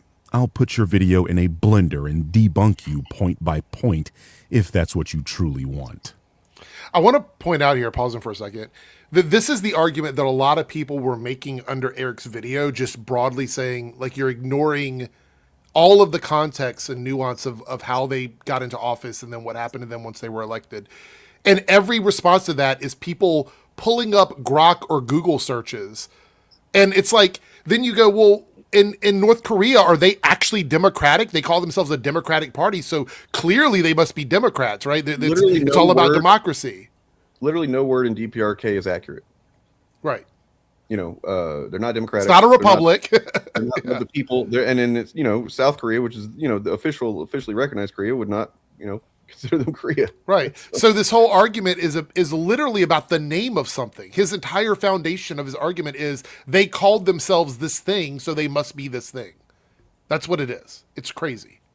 I like Eric July calling the Riververse good. Does he think Buffalo's this by saying that I did a 30-minute plus video deep dive on this years ago. You should go check that out. And it's still true. Yes, the Nazis were socialists. And no, that does not mean they were Marxists. And it does not mean modern socialists are all Nazis. Then why did you use a picture of Marx? As has become understand. standard in this series, let's define our terms. On Merriam-Webster, there are 3 definitions for socialism, but the third includes a reference to Marxism, which is what Eric says the Nazis did not subscribe to, so we can ignore the third and focus on the first 2. Okay. According to the dictionary, socialism is an egalitarian economic and political policy that advocates for the collective or governmental ownership and administration of the means of production and distribution of goods. In other words, socialism means shared or governmental control of key parts of the economy to reduce or eliminate inequality. The second definition states a system or society where there is no private property, which is a rather descriptive definition that speaks to one of the outcomes of socialism rather than what it actually means. But hey, this is what the dictionary says. That out of the way, using the dictionary's framework, the claim Eric is making becomes that Nazi Germany's economic system sought to address inequality by having egalitarian policies that favored the German people having the means of production. It also suggests that there was no private property. Does that sound like Nazi Germany to literally any of you? No. Now, this isn't what Eric is claiming, and therein lies the problem. He doesn't know what socialism actually means, because if he did, he'd know claiming Germany in the late 30s and early 40s was socialist is a laughable claim. But the issue is that people like Eric have been trying to demonize socialism in this manner for a long time, so attributing the philosophy to Nazism is an easy way to accomplish this goal. It's a lazy way to do it too, because the thing is, they don't want to argue against actual socialist policies. Like if you were to say, I don't like these things in socialist ideology, whatever it is. But when you just go, oh, by the way, this is also something they say about people who are quote unquote leftists, is that everyone you hate is a Nazi. But then they want to use Nazis to compare when it comes to socialism because they know that that's the way to get a rise out of people. So they're essentially doing the same thing they're accusing other people of doing to get attention. But they're actually doing it. They're actually committing that when they do this. Exactly. Like, I think even like Metatron and I want to say Shad Diversity had videos like this a while back that were actually pretty similar to this. And a history YouTuber I follow, Freda, actually debunks them because it was those two and one other guy, I forget his name, but they all made this argument. It was very interesting. Yeah, let's see where he goes from here because I haven't seen the rest of this video. Socialism is primarily an economic framework, not a form of government. Socialism tells you how the economy is structured, not how the government rules. As I mentioned on Twitter, there were many private organizations operating in a capitalistic framework during the Nazis' rule of Germany, including Daimler-Benz, IG Farben, and Krupp. As the second definition of socialism clearly explains, in a socialist society, there is no private property. This means those for-profit companies I just named simply could not exist in Nazi Germany if they were actually socialist. But they did exist. So what the hell does Eric actually mean when he says the Nazis were socialist? Now, why do people constantly get this wrong? It's because they treat socialism like it has only one valid form. Usually it's Marxism, and anything outside of that gets hand waved away. Historically, that's nonsense. Socialism has always been this family of ideas, and socialists have constantly fought other socialists. Proudhon fought Marx, Marx fought Lassalle, Lenin fought the Mensheviks, Stalin killed Trotskyists. The whole they killed other socialists has never been an argument against the fact that they were actually socialists. Once again, I remind the audience that socialism is an economic philosophy centered around reducing inequality. This means you can be a socialist but have wildly different ideas about how a government should be ran. To put it in comic book terms, what Eric just did is like saying superpowered beings fight each other. Yeah? Okay. Is there any more information you'd like to give? I also want to point out that Eric, as a libertarian, has fought with other libertarians. Like he's gotten arguments with other people that call themselves ANCAP and call themselves libertarians on his own principles, thus proving that just because you have a belief, like an ideology that you... Oh, the team disappeared. You have an ideology that you share, that doesn't mean that you're going to all agree on everything. Like that just isn't the case. There's other people that I would say probably share a similar political and social ideology that I share that I don't agree with them on everything. That's just the reality of it. You know what I mean? He's using... Eric does this very well. He loves to take things and explain it to someone like they're the dumbest person. And that dumb person doesn't know anything, and he's giving them all the information they need. And therefore, he can create whatever story he wants to create around this, dropping with a little fucking dropper of information in front of them, like breadcrumbs of information, and he's leading them to the answer. It's weird. I mean, think about it. What form of sort of political theory doesn't have people within that group arguing with each other? Right. Looks like Dane dropped, so let's is back. Wait till he comes Oh, back. did his before we internet start. go out or something? Oh, Yeah, I'm not, welcome back, Dane. I'm not sure, but yeah, the video was on his channel, so. Okay. Yeah, find me a political group that doesn't have disagreements and infighting with it, whatever the group. I want to point out also that the Eric July's video that Birdman is watching has around 6.3K views on it. Birdman's video has around 23,000 views on it. And Birdman is a smaller channel than Eric July. Now do you. Oh, yeah. My video, I did a reaction video to Eric July's token video. My video on my tiny channel only has about 200 views, flat views, less than Eric's video. So wild for sure. Dang. Yeah, I was like I don't care about flat views, but their subscribers do. Like the people that follow them do. So if you were comparing that in terms of the success of the video, my channel with around 8,000 subscribers got around 4.3K views on the response video to Eric's channel with 486,000 subscribers, where he only got 4.6K views. So it always is very shocking because, like, even when I covered Nux, like, I got like double the amount of views he got on that, which I was very surprised by. Because thank you, Harrison. Yeah, because to put it in percentages, subscribers. It's crazy. To put it in percentages, 50% of your subscribers watched your video in theory, and 1% of Eric's subscribers watched his video. Well, I just noticed Birdman's video, the token video that Birdman did about Eric July, has 119,000 views, and Eric's video has 4.6K. Holy shit, dude! Yeah. That's it. Fucking done. He's done. Oh god, that's nice to see. Yeah. Do you want to just jump from here? Subscribers this whole time still?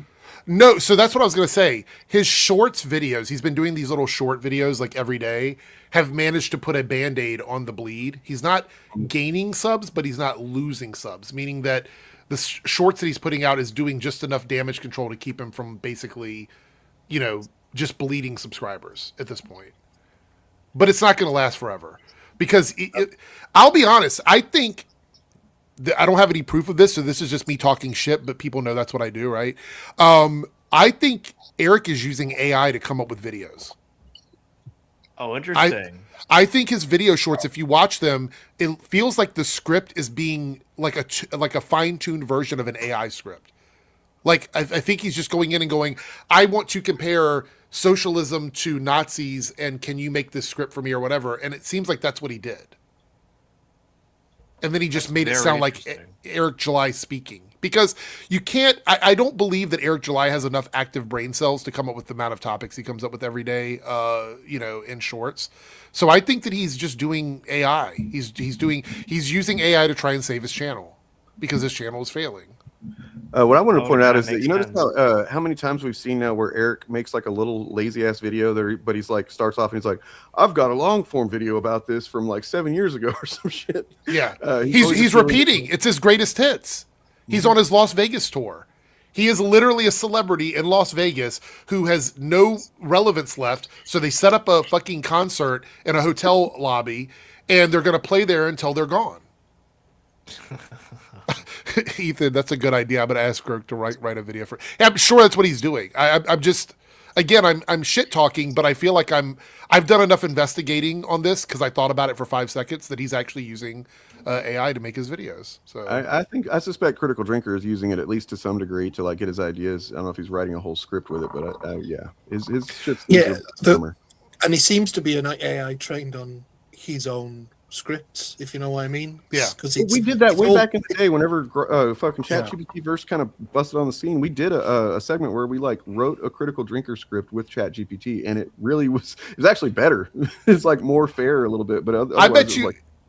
If I went into Grok right now, or Grok, however you want to pronounce it, and said, write me a script in the style of Critical Drinker about why aliens is woke, it would do that, and it would create all the excuses that he creates to make his videos. Well, we discovered this when I was on Ant's stream.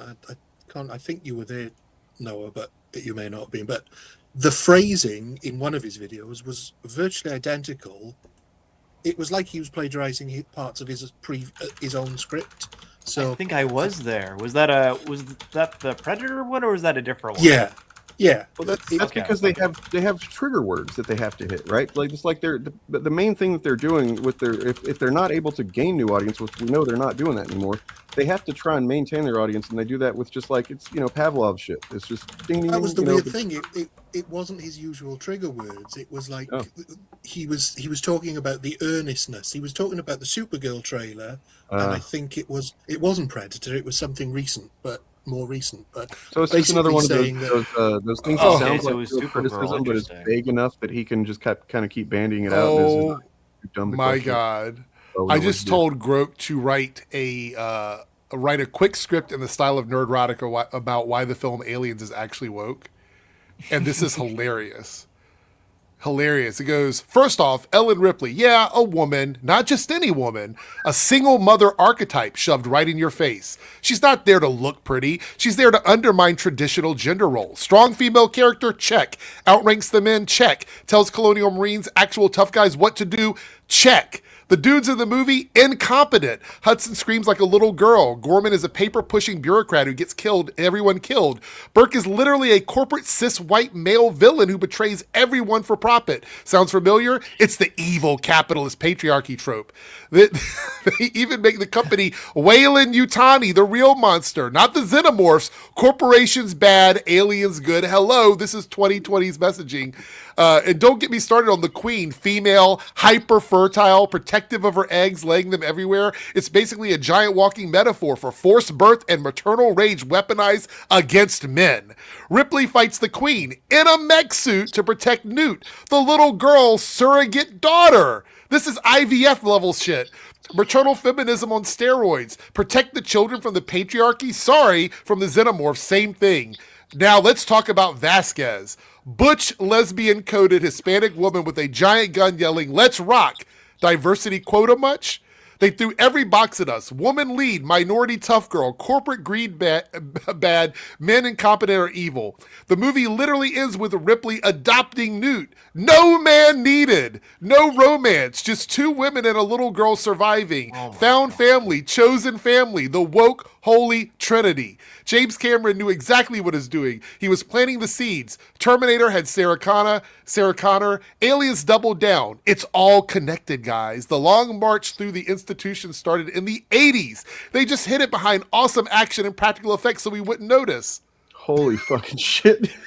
I mean, it's there. That's very on the nose. And he would throw in acolyte clips when talking about Vasquez and the whole lesbian thing. You know he would. Yeah. I thought that was hilarious. And you could just visualize that. It's exactly what he would say. It's brilliant.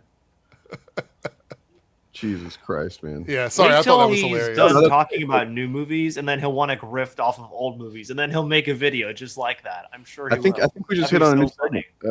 We might need to return to again. See, AI is useful for something, like exposing the grift. Wow. Speaking of grok or grok, because some people seem to prefer to call it grok in chat, and yeah, let's go with that. And for the most evil invention in the world contest, I invented a child molesting robot. Oh my God. Yep.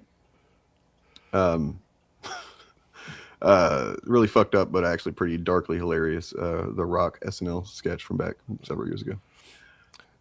There might be a fun segment to do something like that and just release it to see like what the response is to it. You know what I mean? Yes. I think it's pretty hilarious. Maybe we should collaborate with the boozed banter guy, and you know what I mean? Oh yeah. Well, maybe it's time to His videos are really funny. Eric's totally unwoke character. Oh yeah. I forgot about that dude. Wow. They left Hicks out. Or it left Hicks out. Well, because I think there's a limit on. Also, I think there's a limit on how much it will give me. Like, and also, I mean, like, if that movie came out today, they would probably at least underplay Hicks's role in order to push the idea that Ripley was whatever, right? Actually, you know what? Hold on. Let's see.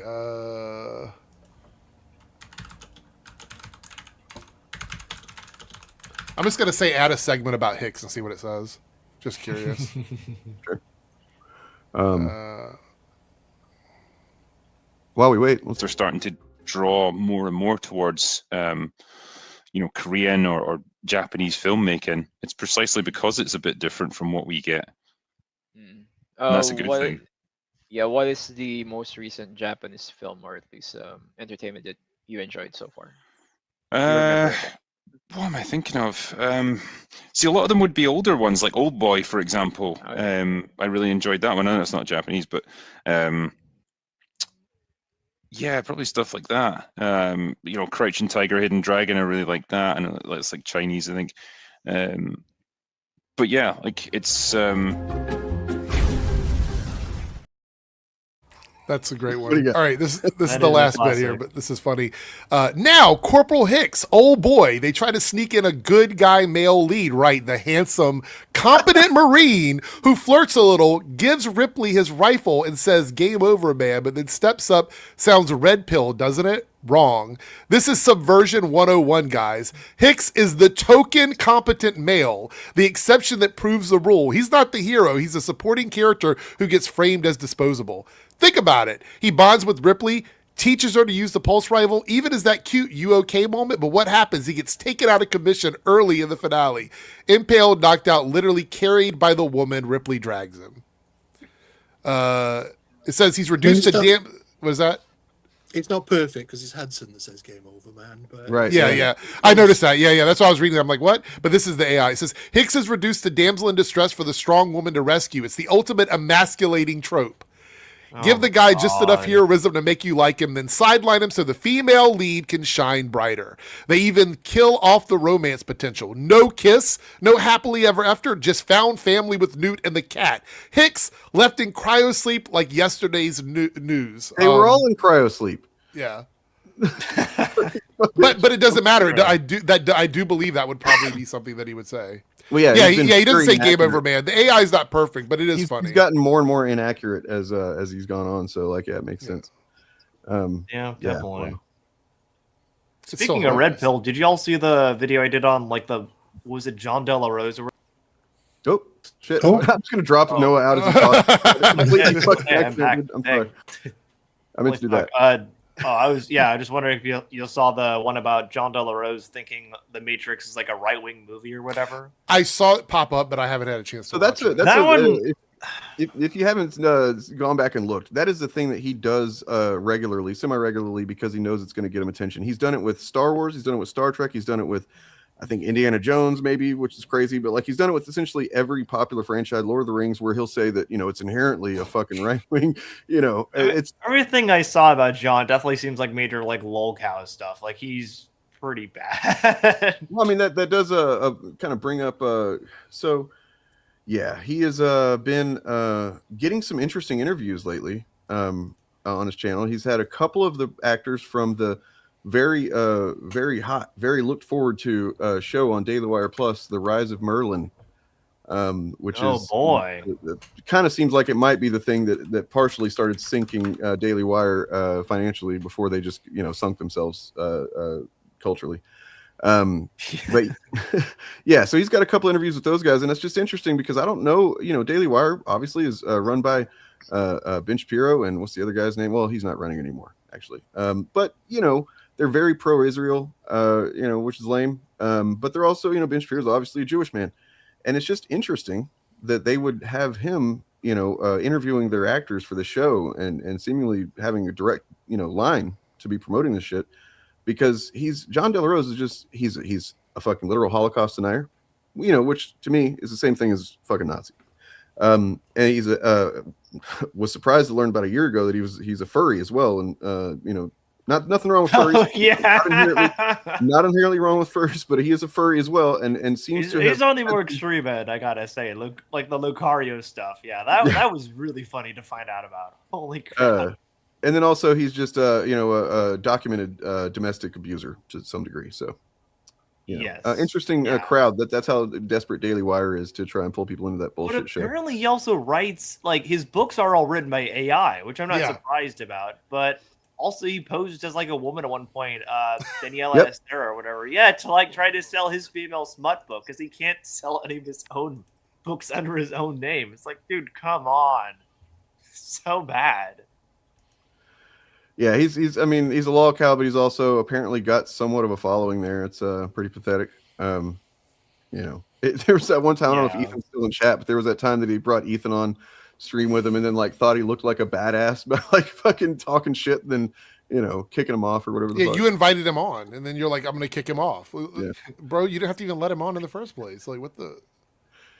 I have the power to boot somebody from my stream. Whoa. Crazy. You know, just like Nazis, they have no actual power. They just use the mechanisms that already exist. Right. So this is the funny thing is he talks about people virtue signaling with their ethnicity and stuff. And then it literally says the leading Latino voice in science fiction on his fucking profiles. Oh my God. It's crazy. I've pointed that out so many times. I'm like, if I put the leading gay voice in science fiction, he'd be like, see, you're virtue signaling and you're doing all this shit and you got pronouns in bio. But then he does the same fucking thing. What a complete hypocrite. Holy shit. Also, I don't watch his videos regularly because I think they're absolutely garbage. But he spends over 50% of the video just advertising his own fucking AI slot books. Like, that's what he does. It's like, he'll be like, I'm going to talk about geeks and gamers. And then a minute into the video, by the way, if you'd like to get non-woke material, and then he spends like 3 minutes of the video advertising his shit before he gets back to the topic. It's... Yeah, like in the Matrix he was like, hey, Wachowskis, if you want to make a great right-wing movie, hit me up. And when he was talking about like Predator or whatever, he's like, hey, Disney, if you want to make a great right-wing Predator film, hit me up. It's like, come on, dude, just knock it off. Just a heads up, I only have about maybe 20 minutes before I have to head out. All right. Yeah, just let us know. All right. What would you like to look at or discuss before you get out? Oh, I don't know. I mean, were we pretty much done with the Birdman video? Because people can go and watch that on his channel. It's Absolutely. I don't want to, you know, just sit here and watch the whole thing. I mean, it seems like people are watching it anyway. I don't think he's hurting for views, but if you for some reason are not subscribed to him or Noah or Nothing But Media or Eric Bunks, go ahead and subscribe and watch some videos and stuff. Let's see. I did want to say. Oh, by the way, where is it at? I had something here. I can't find it, but apparently YouTube is trying to remove AI slop now. They were championing it, but now they're saying they don't want it on YouTube. Did you guys see that? No. I mean, it's just kind of fucking stupid to think that like it wasn't even, I don't know, 6-8 months ago. They were like, we're putting AI crap on. It's just... Yeah, well, I think the issue is they were like, we're going to do this with as little guardrails as possible. Here's the article. It's from Hollywood Reporter. They don't.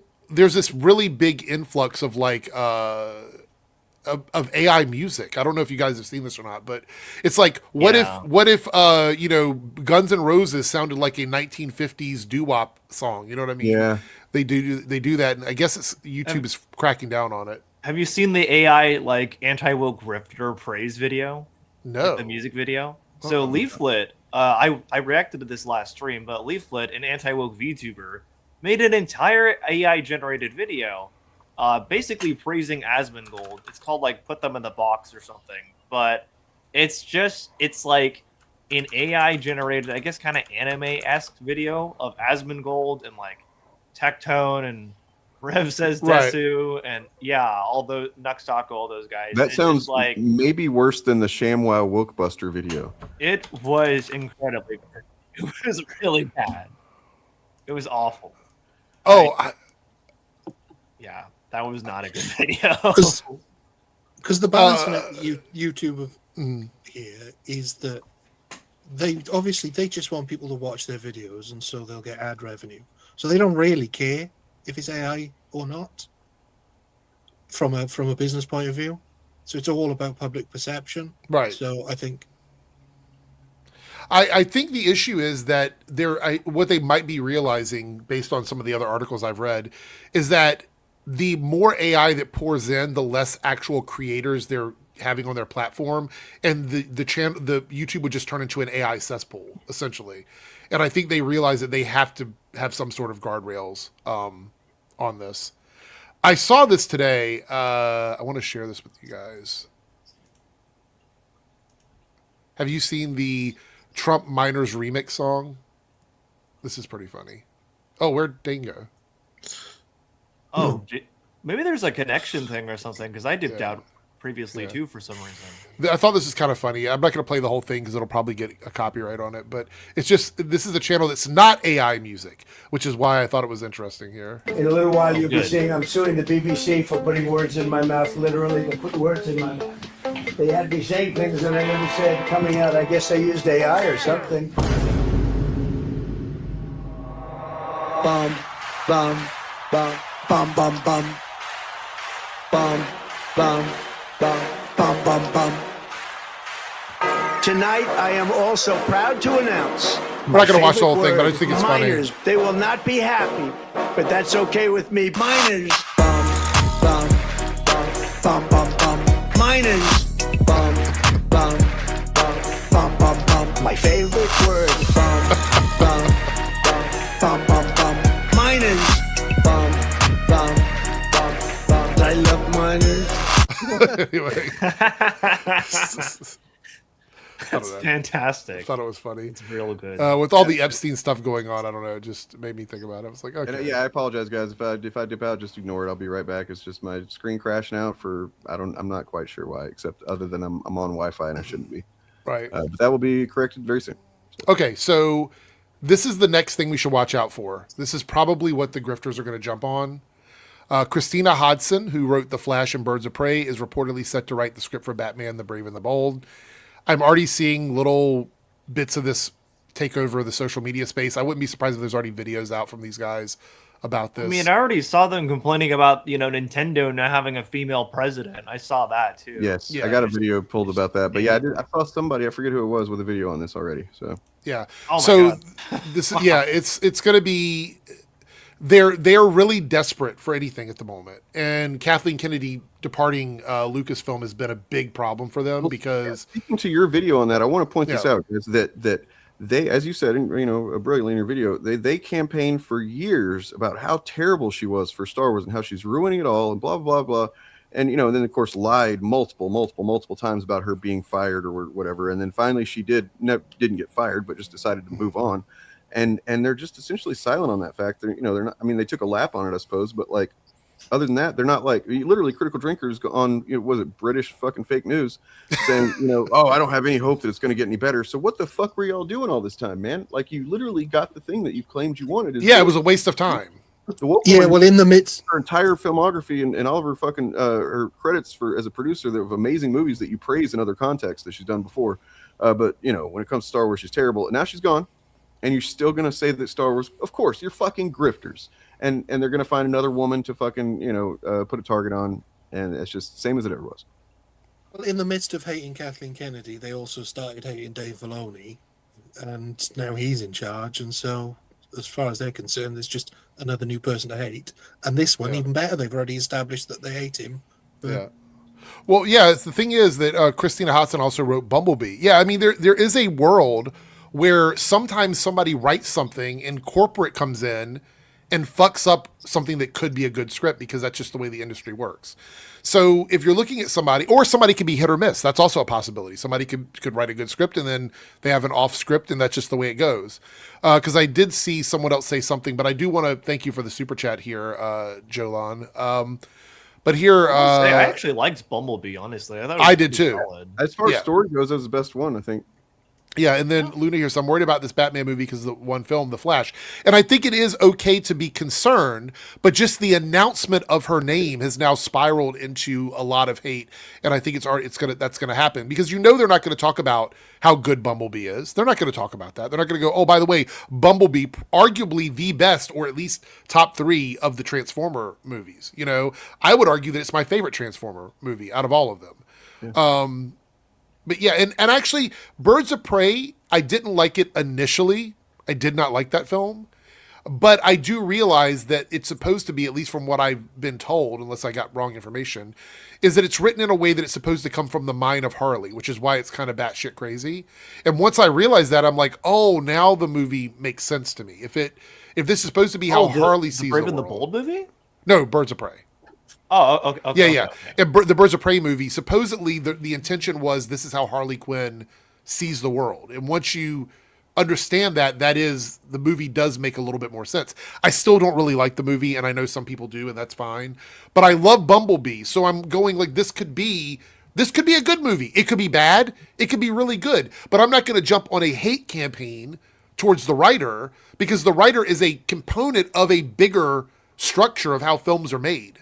If we don't, David S. Goyer was a great screenwriter, then you should be intellectually honest and recognize that sometimes folks make bad ones. You know what I mean? They write on the quite quick. Yeah, I mean, it's true. But I just think it's funny that they're so desperate for hate that they're just latching onto anything they can find, which then feeds back into the quartering video, which I think is funny, which, by the way, I'm still going to watch it and make a video about it. And we won't have time to watch it here today, though. I think we ran out of time for me. But yeah, I think it's a valid thing to go, I'm concerned because I didn't like some of the stuff they made before. But I think it's also weird because, like, Taika Waititi, good example for me. I love most of the work that he does. I think he's got some incredible stuff under his belt. I think Thor Ragnarok is my favorite Thor movie.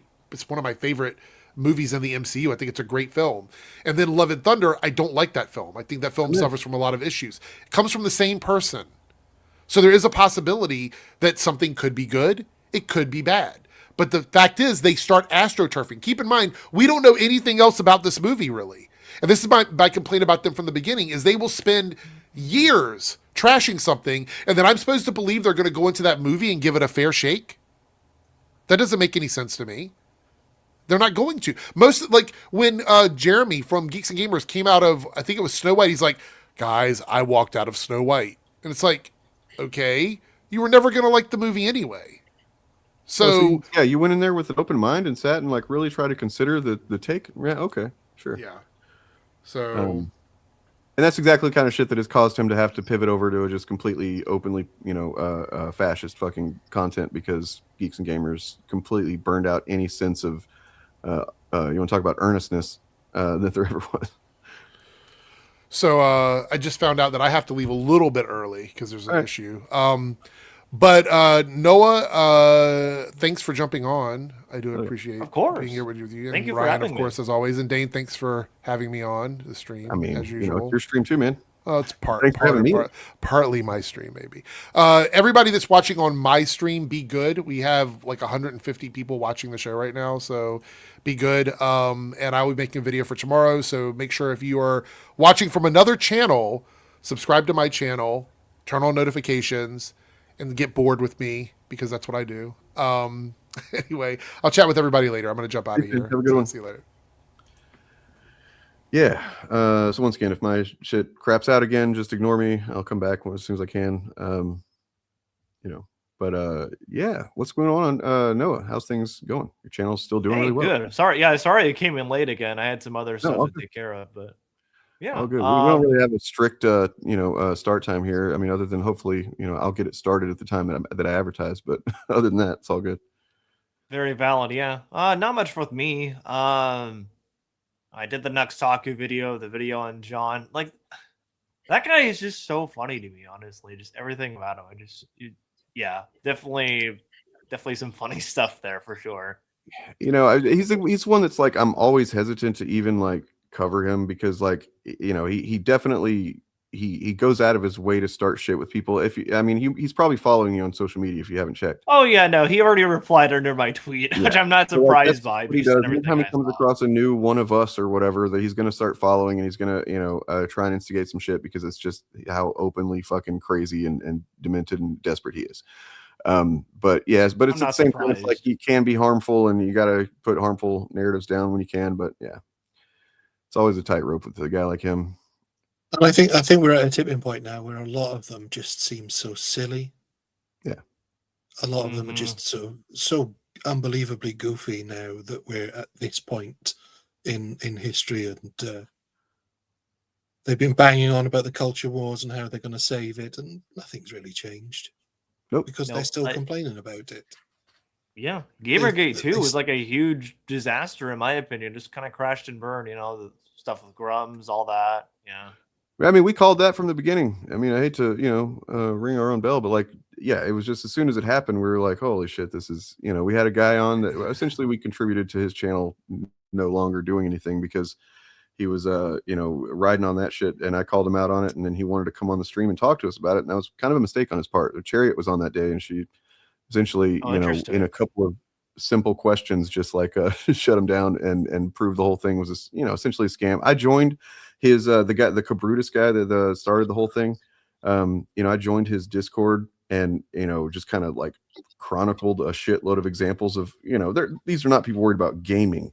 These are people that are fucking racists. You know what I mean? Like disgusting violence, coded, not even hidden, violent speak about minorities and stuff like that. And it's just bullshit. There's a new hero has emerged, as Ryan said. There's a channel that I just want to give some more views to. I think he's going to be doing some good work. He's already doing some good work. Called, where the hell is he? What was it called, Ryan? That's Weird, Bro. Is that it? Yeah, that's it. All one word. Okay. And he's got pretty good several videos from what I can tell. And he's definitely a more measured take than we usually take. Well, that's how you always start out covering this stuff. And then you end up like me 6 years later, and you're just like ranting and screaming and calling people fucking fascists and stuff. I was very well behaved at first. Well, because you don't know. After a while, it takes a toll, I imagine. Yeah. Well, it's not just that. When you first see some of these people, some of them sound reasonable. And if you see the certain things that they're saying and doing, some of it can sound reasonable. And then the crazy ones stand out. And then you hear them all say crazy stuff. And you're like, oh, they're all like this. This is the... I'm going to put his channel is in chat now. I'm going to put it on the screen as well. Well, thank you. I appreciate it. There we go. I'm gonna check that guy out for sure. What else was that the recent one? The autism movie that they're talking about? Dietrich, thank you for saying that. I'm assuming you're talking about The Unbreakable Boy. I discussed that one last year. I think so. Yeah. What a piece of shit. That was a bad movie. That one was bad. And it's also Zachary Levi. So was it worse than the music? Was that what it was called? That one with the Sia one. They're pretty even for me. It was pretty they were both kind of the same thing. Does he actually say he's gonna cure him or something like that? Is there something like that in there where it's kind of it's definitely going in that direction, right? Because it's really gross. And Zachary Levi is the one that thinks vaccines cause autism anyway. So there's that whole thing. Yeah, it's terrible. So here's this guy. He's got 511 subs. That's weird, bro. And the funny thing is that he seems like he's had a channel for quite some time, but only in recent, 2016. That's crazy. And then just in the last, I don't know, maybe less than a year, he's just decided to start going with this stuff. So we want to support that kind of thing for sure. Definitely. Let's see, which one do we want to check out? He covers Ranting for Vengeance a couple times. Little Platoon, Jesus Christ. You know what? Just in the little bit I saw of this one, it was some pretty damn solid debunking. So we'll check this one out. We have to reshare my screen for audio.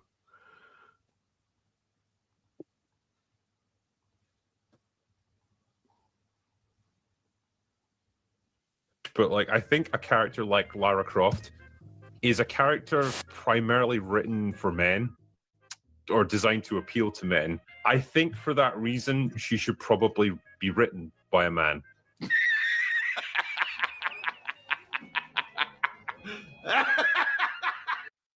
So, Tomb Raider concept attributed to Toby Gard.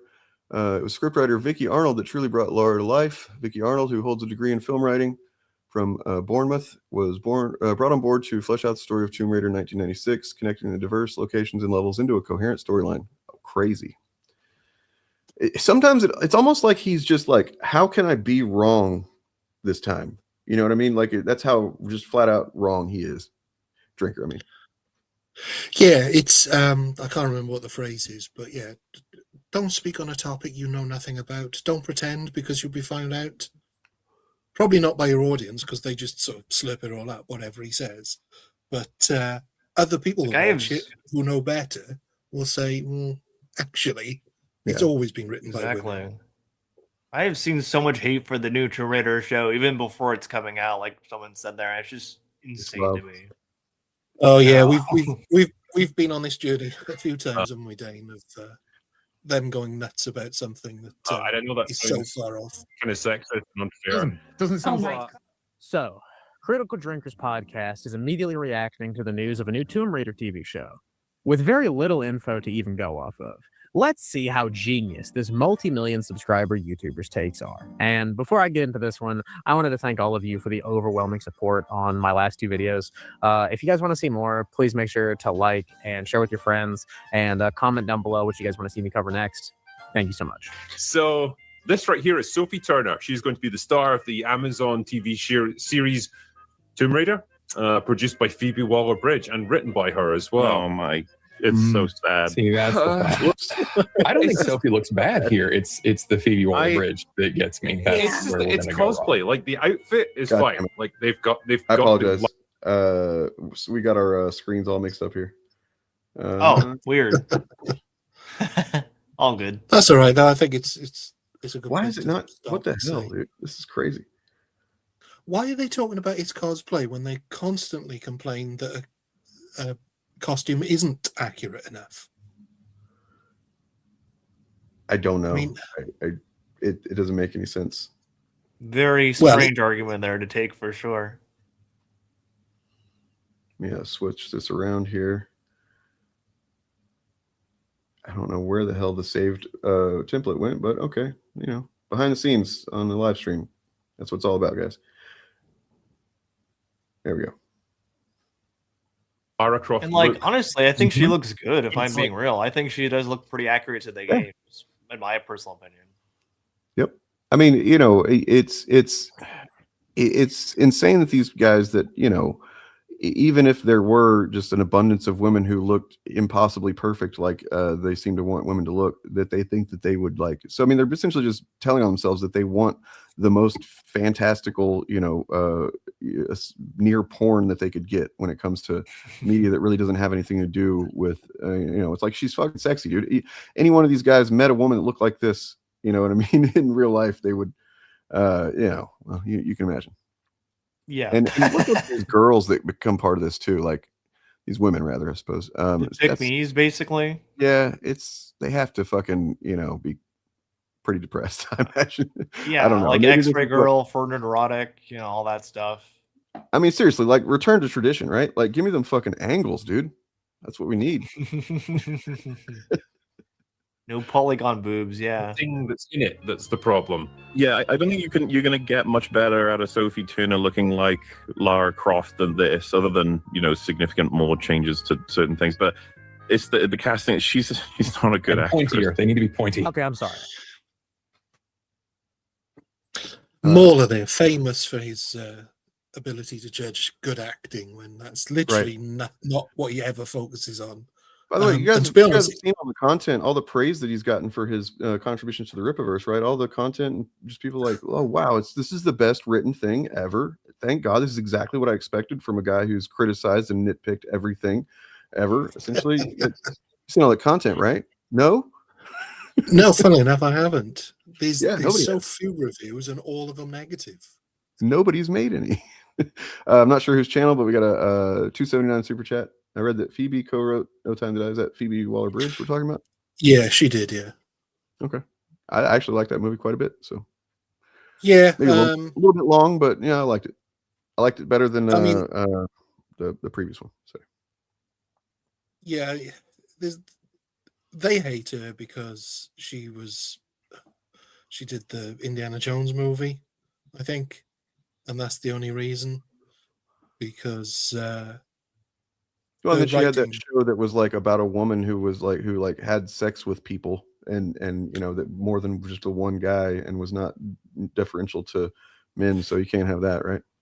Well, you couldn't have that, but then that was critically and commercially successful. It was acclaimed by the audience and the critics, and so they can't really go against that. And also, she wrote Killing Eve, which is another show which was hugely popular critically and with the audience. So they're really struggling with that one. So this guy, that's weird, bro. From what I can tell, he's he's sticking to the hold him to the facts and holding him to the hypocrisy of the claims they make. And that's the thing about these live streams, especially, right? I mean, Drinker does it even in his apparently scripted videos, but the live streams in particular, you can catch them on so much shit because they're just filling time and saying whatever negative thing that they can pull out of their ass in the moment to try to neg whatever thing they're talking about. And that's the easiest way to contradict yourself so often. It's often in the same goddamn video or live stream. I know this is And incredible. that's not to like put him down from saying that what he's doing is easy. It is not easy, even if it is simple to point out somebody's hypocrisy. To sit and watch one of these fucking videos or live streams is a Herculean effort, as everybody here knows, I think. Subjective, but I don't know how a straight man can't find Sophie Turner attractive enough to play Lara Croft. I can understand if you say that she's not a great actress, or if you see that she's not personally attracted to you, but to say that she isn't good enough to play Lara Croft, I'm sorry, you'd have to substantiate that with some sort of actual objective critique. And I mean, as someone who played the only Tomb Raider game I played was the second one, and I played all the way through and enjoyed it quite a bit. But like, so I don't consider myself like a hardcore Tomb Raider fan, but I don't think these guys consider themselves that either, right? If they've ever played the game at all. But like, I think they'll definitely claim to be. Yeah. But I mean, I don't personally see how I mean, it's interesting casting, but I don't reject it outright because they've cast Sophie Turner, right, or whatever, or used modeled kind of thing. And I don't. There's that layer of it, and there's the layer of then just extrapolating this to like, here's what's wrong with blah blah blah wokeness, and nobody wants this kind of thing, which is their typical refrain as grifters. It's pathetic. Any attempt that they make to insult her acting throughout this video is only going to return to two franchises, Game of Thrones and the last of the Fox X-Men timeline. And I'm not just pointing this out to call him biased, it is to say the truth, that her IMDb does have some stinkers on it, but it is also a testament to her poor quality casting agent. Rather, Are you still able to see that? My screen? Yeah. Okay, shit. Well, my shit has gone dark again, so I'm gonna have to. God, this fucking pisses me off. I promise it's the last time, guys. I'm moving into the same room with the goddamn router and plugging right into it. So we can vamp, but yeah, it's interesting what he points out here, though, that she's the only two projects they bring up are Game of Thrones and the Fox X-Men films, because they're the only two things that they've watched. Yeah, the only two things that they've watched that she's in, and yeah, these guys do not ever have any real experience with film or TV. I feel like not a very broad range anyway. And I can understand the Americans not being as familiar with her work because she's done a couple of British shows, but the fact that half of the panel, or more than half of the panel, is British means that they haven't watched those shows because they don't actually care about how good an actress she is. So I really don't know what they want. I mean, Mauler claiming she's a bad actress. Substantiate that. What do you mean by that? They're already coming into it in bad faith, yeah. Well, they can't as well because none of them understand acting because all of them focus on the writing or who's writing it. So, yeah, it's... Did somebody say bad faith? Woo! Bad faith criticism. Are you a talentless YouTuber pretending to be an expert? Do you have a tantrum when you're criticized for being totally full of shit? Then the excuse you need is bad faith criticism. It's about right. Wait, was that something they actually did? No, that's from a channel that is, as far as I can tell, pretty kind of defunct now, or he's not really working on stuff. Is a channel that was for a good year or so doing these puppet grifter satire videos, and most of them were pretty good. Very funny. Wow, he veered into some homophobia sometimes. It wasn't very fun, but like otherwise he made some pretty solid goddamn criticisms and salient points with the puppets. Okay. Yeah. Let's see, she's got another one here somewhere.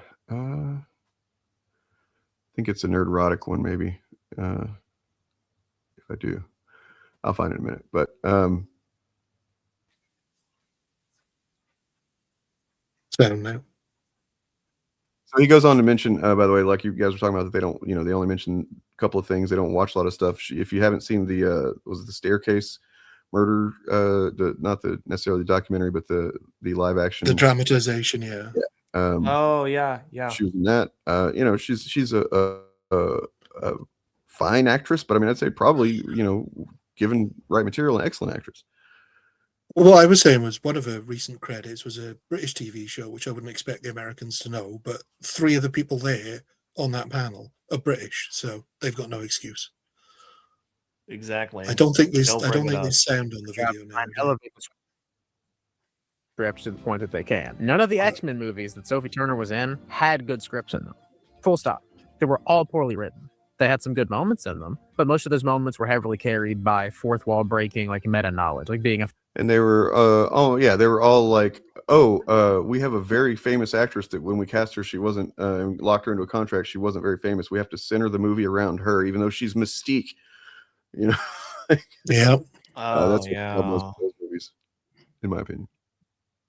Fan of the X-Men comics or being a fan of another movie. So they just keep insulting that main actress based only on the 2 things that they've seen her in, and not bringing up the logical fact that most of their problems with those 2 products are its writing and not her acting, while also ignoring the fact that the director attached to this show is Jonathan Van Tulleken, who served as a director on the hit series Shogun. Oh, what? Well, why is that relevant? Can't be. Wait, no, it couldn't be that Critical Drinker likes that. Maybe. Show, right? And other televisions of incredibly high-rated television shows on IMDb. Critical Drinker maliciously leaves out this information because if he had to include what the name of the director was, he would obviously make himself look like a hypocrite. Because Critical Drinker recommends the show Shogun that this director worked on. But he purposefully leaves out the little nugget of information, who the director is of the Tomb Raider show, because it would undermine the 10 minutes of baseless criticism that he's about to levy in the next of this video. Baseless criticism. You know what? I would say that I maybe kind of quibble with that point a little bit. I don't know that he purposely did. He might have. There's a good chance he did. But also, I don't know. Think about this. Does Critical Drinker look up who made stuff unless it's something he's going to talk negatively about? I get the impression that he does no research at all, so that he can't be called a liar. So that if somebody says, you didn't mention that this was the director of Shogun, he can go, well, I didn't know. Because I think one of Birdman's videos on him points out that it's the Supergirl video. You can tell by the links that he's looked at on the Wikipedia page that he didn't bother to look up who the writing and directing team were. Or he did look up them, but he didn't look at the actual original comic. So you know what? That's a good. I'm going to add that to my my compilation of identifiers of grifters that I'm going to have a video out soon. They do love a bit of plausible deniability. Yeah, well, and also just like if there's, it seems like if you watch enough of their content, which I wouldn't recommend it, like that they literally, unless it's something they can use to shit on it with, like, when it comes to like the production or behind the scenes stuff, they're not going to talk about it. They're not even going to look into it. You know what I mean? Yeah, no, it's like a checklist. I mean, they can't go after Sophie Turner because she's done woke stuff, because she hasn't really. And so they have to go after her for the 2 things that they know she's done, one of which was very highly praised, the other of which wasn't. But they know Phoebe Waller-Bridge is like an alarm call for them. I mean, it might as well have been Brie Larson. They know that their audience is predisposed to hate Phoebe Waller-Bridge, and so that's the one they go after, and they do no further research. So we'll go ahead and let you know again to check this guy out. That's Weird Bro is his channel, all one word. There you go. He's just getting started. Let's support him. Let him know he's doing a good thing here. Yeah, it's worth watching that video because there are some good debunks in there. True. Because they do sort of hover around the fact that they're under the impression that Phoebe Waller-Bridge is directing, and she's not. That's weird. They also, like I said, they talk about Indiana Jones, but I think a lot of people don't realize she had nothing to do with the writing of that film. She's just an actress in it. She's not correct. She's not exactly. That's right. Because she's one of the main female, I guess, like boogie woman or whatever that they often go after. It's like her. 100%. Yeah. I don't think her name is quite as well known enough for them to really lean on it very much. It seems like they do bring it up from time to time. I've noticed. Yeah, especially when they're talking about they'll talk about the project, and then they'll sort of see it was a woman that did it, because Az mentions that he was thrilled when her character was killed in Solo, and it's like she's the robot. Nobody was hating on her voice performance because she made the voice performance feminist. I mean, she didn't, again, nothing to do with the writing of that film. So it's so weird. So based on a comment here from Screwface, I wanted to, remind me of something. So at this rate, the next one should be black just to really piss him off. That's interesting because I, kind of just for some reason I decided I'm going to go over to where, I really never dwell ever anymore. But Facebook on the Critical Drinkers account. Because there's a guy that I've been following. His channel's called Science Fiction with Damien Walter, and I kind of ended up migrating over to his community on Facebook just to kind of talk about some stuff with some folks because it's a cool place, mostly. And so that made me think, well, I wonder what it's like in like the Critical Drinkers Facebook community. So here's this somebody posted over there. Oh yeah, I saw Kingman posted that on X as well. He posted that. This is the Lara Croft we need. Alas, have always been denied. To think of the children of color and women of fat this last would represent and inspire. And then, the comments just look, the Critical Drinkers audience are essentially Nazis, man. Like, we was Tomb Raiding and shit. No, they would have to go have DVI Croft go to their armor friend who would pull out the iconic dual pistols only for her to say, no, I don't rely on man's tools for violence or something. Like, this is like weird fantasy shit they do. Yeah, they love making up their own, the worst arguments they can. As if Fridge Raider. Lara Croft and the Chicken of Destiny. Wow. Lara Croft and the missing SNAP benefits. Where's your pink hair and wheelchair? Jesus Christ. What's funny about this, though, the caption of the actual picture, if Netflix got a hold of it, they cannot be consistent about which streaming service they hate the most at any given time because it flip-flops so much. So at the moment, because the last season of Stranger Things has got some online shit from the fans, they now hate Netflix. But this show is on Amazon Prime, which made the Lord of the Rings show that they also hate. So... I looked in some no profile Larry two friends here tries to fucking speak some reason, I think, and then of course that gets laughed at, and yeah, they can't have that because what would we literally do with our lives if we didn't have this to hate?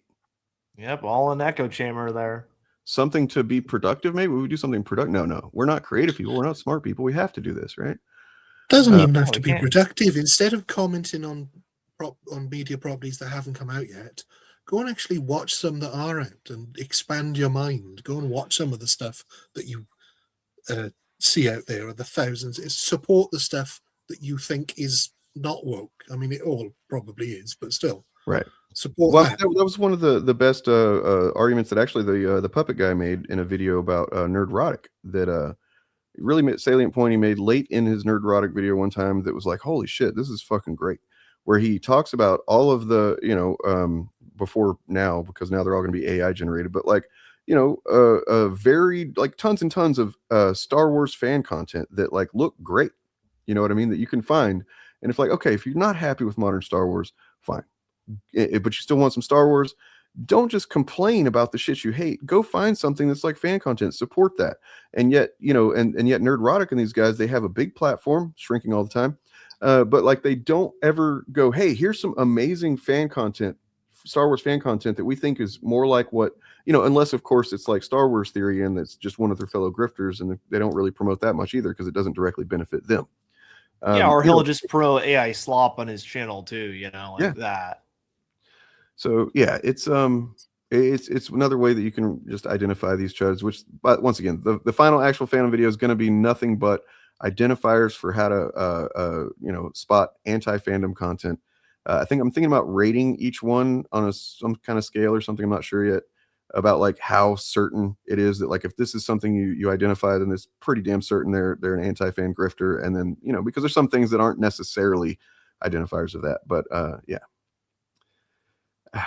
it's fucking pathetic. These guys are that's why we identified a couple of years ago now. We're like, Gary started selling coffee, drop shit coffee. That was a misspeak, but oh well. Drop shit coffee, and then Hambley's been doing that for a long time too, and then Ripverse trying to start his whole thing. They all know they are on a fucking they're on a deadline for how long this content can last, and it's kind of amusing to see them not doing so well, even in their attempted offshoot pursuits. So. Well, Critical Drinker's trying to become a movie guy, but failing miserably because it turns out he's an idiot who can't write. Mauler's now attempting the same, and the best he can do is, well, from what we've seen, is rip off obscure 80s movies. Can I show off a thing that's completely unrelated, but it's just like a cool ass thing? So the closet, the big ass closet, I'm gonna be moving my studio into very soon. We had to clear that out first, and apparently this was a gift that was sent to me or something, and I never did receive it from a friend of mine who passed away a couple of years ago. And so I just want to show it because it's fucking cool. Nice. Commemorative plate, you know what I mean? And I've never had anything like this. It's always one of those things I've seen on promoted. I'm like, oh, that's interesting, but I would never spend money on it because I'm broke. But it is pretty cool. And it's just like, man, that was nice to find. Nice little delayed present from my departed friend. So that's awesome. What have you guys been into as far as not watching Chud content? Anything interesting? Let's see. What's come out recently that I've enjoyed? I need to catch up on the Percy Jackson show that's on Disney Plus now. I need to check that out still. My son loves it. Just came out. Yeah, my son loves it. I need to catch up on it and watch it with him. He basically just burned through the first season before I even knew he was watching it. So I was like, oh wow, dang, that's crazy. Yeah. And Fallout, you guys been watching that at all? Oh, I need to watch it too. I'm waiting for it to end because I thought I was going insane when it launched with just one episode. Because the first series. It's actually something podcast we can hit on real quick. Is that Screen Rant? What a fucking disappointment. I mean, they were never great journalism. God damn it, they're never great journalism or anything, but they have completely turned into just clickbait, essentially borderline chud garbage. They use a lot of the same. Really? Yeah, they'll use the same tactics without appealing to bigotry and shit necessarily, but they will use. For instance, how Nerdrotic will approach talking about the lower ratings of some season of something or whatever, but he'll go to a very specific and what's that name of that place he tends to get his he tends to use the Nielsen ratings, but he won't mention that this is that for instance The Acolyte, 8 episodes, you know what I mean, that's it, and that it's got X amount of views. But then he's showing that in a top 10 compared to The Simpsons and shit with 25 seasons, you know what I mean? That people have just comfort watch all the goddamn time, right? And he acts like that proves anything, right? So it's just that one of those dishonest fucking juxtaposition tactics that they use. And Screen Rant has done one with Fallout recently, where pull this up. They did this. Fallout Season 2 rating, explain why it's so different than Season 1. The title is actually kind of okay, it's not really grifting it per se, but the article. I've seen a couple of other places cover this with more clickbaity headlines as well. I mean, definitely the title is more indifferent, I guess it seems. Huh. Fallout Season 2 viewership is way down after Amazon Prime opted to bring the show back with the change to the release strategy. So, I mean, that's really all you need to know right there. So there's not really a point in making this article, I feel like, unless you're actually defending the fact that people might be mistaken and thinking, because if you remember, Season 1 was dropped all at once. I don't think they realized they were going to have such a big hit on their hands. And now that they did, they're like, oh shit, we got to, plus over time, people have gone back to wanting more, slow releases instead of all at once. And, well, I don't think any of the streaming services are quite sure what the best model is, because if you do it all at once, people complain. If you do it week by week, people complain. So it's look for this segment on the Modern Audience channel very soon. By the way, if you don't, I'm not even gonna explain it. Just look for it. But even that first line is misleading, because Fallout Season 2 viewership isn't way down. It's not way down. You can't actually say that until this at least until the season is completed, right? Like, yeah. But it's nonsensical to even compare at this point. It's 7 apples and 4 oranges, basically. Yeah, because I saw even like Synthetic Man was already doing content on that because he really hated season 1 apparently, and he's already going ahead and grifting off of not even just the entirety of the season. He's just going through each episode and grifting off of that because it's really interesting. In fact, viewership is actually up for season 2 because what it said in that article, I think, is that the minutes viewed is about 800 million or something like that. Yeah, for the compared first to the total episode. like 2 billion of the season. 3 billion for season 1. So multiply 800 million, assuming obviously there'll probably be drop off, but assuming the 800 million stay to episode 8, that's going to be 6.5 billion minutes viewed, which is going to be double the first season, which makes sense if you think about it, because word of mouth has spread now. Yeah, there's more anticipation. I liked season 1 a lot. Season 2 is already just way more engaging to me, compelling. And I understand that there are people that are fans of Fallout games. I've only played a little bit, like maybe 3 hours of one of them. But I understand that from what I understand, they're I saw a meme that was like, in order to address the different factions within Fallout that have different fan bases amongst them, you know what I mean? They just decided to make them all stupid. I don't know how true that is, but it is a pretty funny meme. Yeah, I know a lot of people complained when they made the announcement of season 1 because they said that the TV series was canon to the games, and that really upset people. And I'm like, I just don't care about canon. I honestly don't.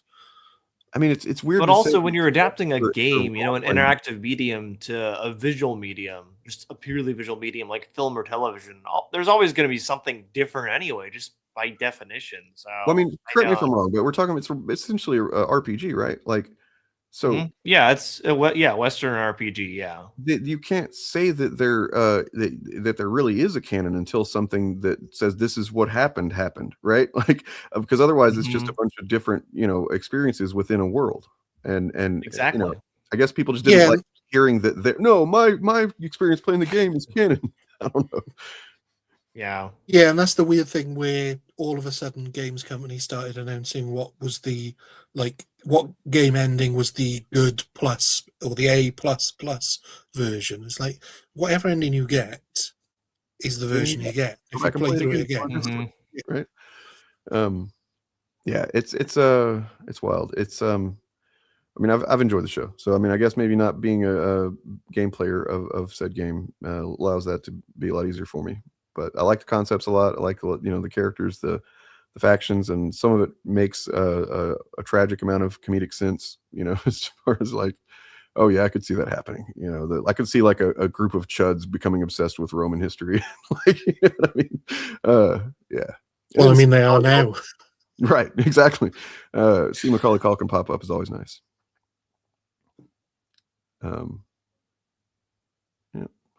So what else was there? There was I have not watched the new Star Trek show because I am not paying for Paramount Plus. Honestly, fair. Ended my subscription. However, I am thinking about. I've got to test it out. I'm not sure what Patreon. You can stream directly to Patreon. I'm not sure what their content ID model system is. From what I understand, it might be easier to watch certain things without it being a big deal on Patreon. So I'm thinking about maybe doing a Star Trek pirate stream with patrons or something like that, and watch that way with other folks who don't want to pay billionaires to fucking surveil us. I know it's not as expensive as YouTube because so many reaction channels will say, if you want to see the full reaction, subscribe to my Patreon, and then they'll put the full thing up. So yeah, I'm guessing it could become a problem, but it seems like Patreon isn't big enough that most I know. I haven't watched it. That's by the way, one of the ways that Critical Drinker, that's the other thing we haven't done yet. We could check out that clip of Drinker if you guys wanted to, because he honestly seems, and I understand why he wears sunglasses all the time now, because like his eyes just come off, and I hate to be ableist or anything, man, but he seems insane to me. He seems like a deranged person. Like he just looks like he's not fucking with it. You know what I'm saying? Like, and it makes me wonder. Like the way his eyes move around. Yeah, I could see that. And maybe that's the effect of like him wearing sunglasses all the time. So when I do see it, it's kind of jarring. It could be that, but I don't, that's my impulse reaction, and I don't think he can fault me for having a knee jerk reaction to things. So, but yeah, the first episode is free, and I just haven't watched it because I don't want to like it and then be like, So from what I understand, it might have the most, I guess, DNA in common with something like Deep Space Nine, which, at least in terms of the possibilities and being very unique take on Trek, and that's pretty fucking appealing. So, yeah. You guys you got to go? Are you still good for a little bit? No, I'm okay for a little bit. Probably go till the 3-hour mark. We're at 2:34 now. So, yeah. He looks like he's born with googly eyes. Yeah. What's up with GB News? Give us the rundown on that. Oh, right. The short version is it's the British version of Fox News, unaffiliated with Fox News. Ironically, the people who run it are mostly non-British residents. The company, I think, that owns the majority of it is based out of Dubai, so really GB there.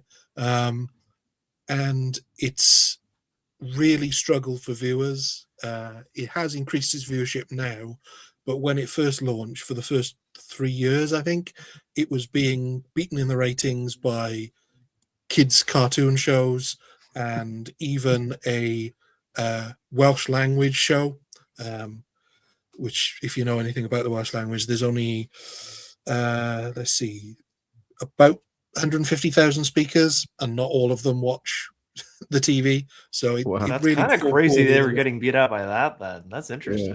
Yeah. They've really struggled for ratings. They claimed one year to be the top news channel, although when anybody actually looked into it, they were basing their metric, again, like the Chuz do, on something very specific that they were number one for. Had people quit. They fired a guy because, bearing in mind, this is the freedom of speech channel. They fired a guy who publicly took the knee on air to protest against racism. So really free speech there. And yeah, they're an absolute joke. They haven't been profitable since they launched. This year, last year, they made a loss of £33 million, and yet somehow they're still managing to go. It's weird, isn't it? That is crazy. They keep going despite the fact that every single year they've made a loss, almost as if they're being funded by some sort of shady money. And it's just a propaganda channel. I saw that Stephen Miller said something about that, and then Shatner responded, and I didn't really look into it, but superficially it seemed like Shatner was being a little bit, he wasn't being clearly, he was being a little bit too ambiguous. I don't think we can these days. No, the problem with it is that not everybody saw the bit about Stephen Miller mentioning glasses. They were more concerned with Stephen Miller being a big, bold fascist. Yeah, I mean, if you're going to respond to Stephen Miller at all, just be direct and call him a fucking goblin piece of shit or something. And the fact that anybody would think that Stephen Miller has anything of value to say on Star Trek, Jesus Christ. And as it's been pointed out, anybody that watches Star Trek will know that Captain Kirk had to wear glasses in the films because, and they explain this in story, because the corrective medicine that they've got, he was allergic to, and so he has to wear glasses, which is like a plot point. So the fact that there are people in this new show wearing glasses is ridiculous. Well, another thing that I thought of too is like whenever the first trailer came out and stuff, and there was like an overweight person or whatever, and it's like, okay, but did you see any of the later original crew movies? Because Shatner, you know what I mean? Famously wore a girdle for it. Right. So it's just, obvious fucking sexism and just cherry picking bullshit. But like, this is funny because not just look at him, like he looks crazy to me. I don't know, man. But like, just he's embarrassing to himself, and he exposes his own grift as he often does. But then also this channel is like, they literally have on the wall, as Eric points out, like, something about free speech or whatever. And it's like, they're also at the same exact time, they're talking about, nobody wants this shit. And, it's fucking crazy, man. They've become such a caricature of themselves, whether it's right-wing official media grifters or just, the ones that still pretend like they're, just your regular YouTuber guy, like Drinker does. It's all bullshit. What's up, board fam? Eric here, and this is going to be example number 5,689 that Critical Drinker, Nerdrotic, all of these guys do not want to change culture for the better. They just want your money, and they will take it any way you're willing to give it to them, even if they have to pretend to be outraged about something, knowing full well that in the end, they're just going to admit that nothing is going to change, and you. No, he never mentions his own movie, but he, it is funny what he does shout out in here. It's almost like they have some kind of agreement or something. You out there, you have to stay mad about it. Sorry about your luck. Here we have the Critical Drinker with his sunglasses off because he knows he looks like a complete idiot wearing them in all of his content, but he's got to play the character in the videos to keep y'all happy out there. Here he is. I mean, it does really show that he's like, because the only time I think I've ever seen him without glasses when he's on one of these fucking news shows or whatever, right? And I think that in his mind, he's like, it looks ridiculous. Yeah, and he's trying to in a way, it kind of says that he thinks his audience is fucking, who cares about what they fucking think? And then on the other side of it, it's like, I want to use some semblance of what I feel is legitimacy to present myself on this more official media, even though it's also law cow media. On GB News, which is just basically Fox News, so it's a bunch of lies and bullshit. Look at the little banner underneath them. It says, breaking, U.S. TV challenges woke. We're using woke. I've said it, man. Dead carp eyes. It's in a song. It's official. That was sorry, that was the other GB News fact I wanted to, I forgot about. It's got a minus 15% trustworthiness rating amongst the public. It's perfect for Critical Drinker. Jesus Christ. What a loser. 2026. This is crazy.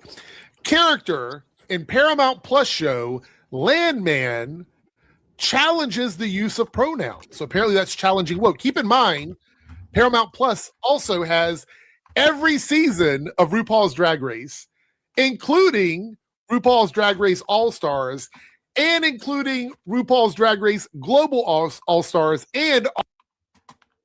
Is GB News a newer thing, or has it been around a while? It's only been around for a few years. And they've already developed a stellar reputation. That's great. Yeah, no, Sky News, because of our laws around news reporting, Sky News over here is actually just a normal news channel. Despite being part of Murdoch's empire, whereas Sky News in Australia is like Fox News. So if you see Sky News Australia, that's Fox News. If you see Sky News UK, it's probably pretty legitimate because the news can't get away with lying as much here. All of the Star Trek shows that they complain about are all on Paramount Plus. But I guess US TV challenges woke.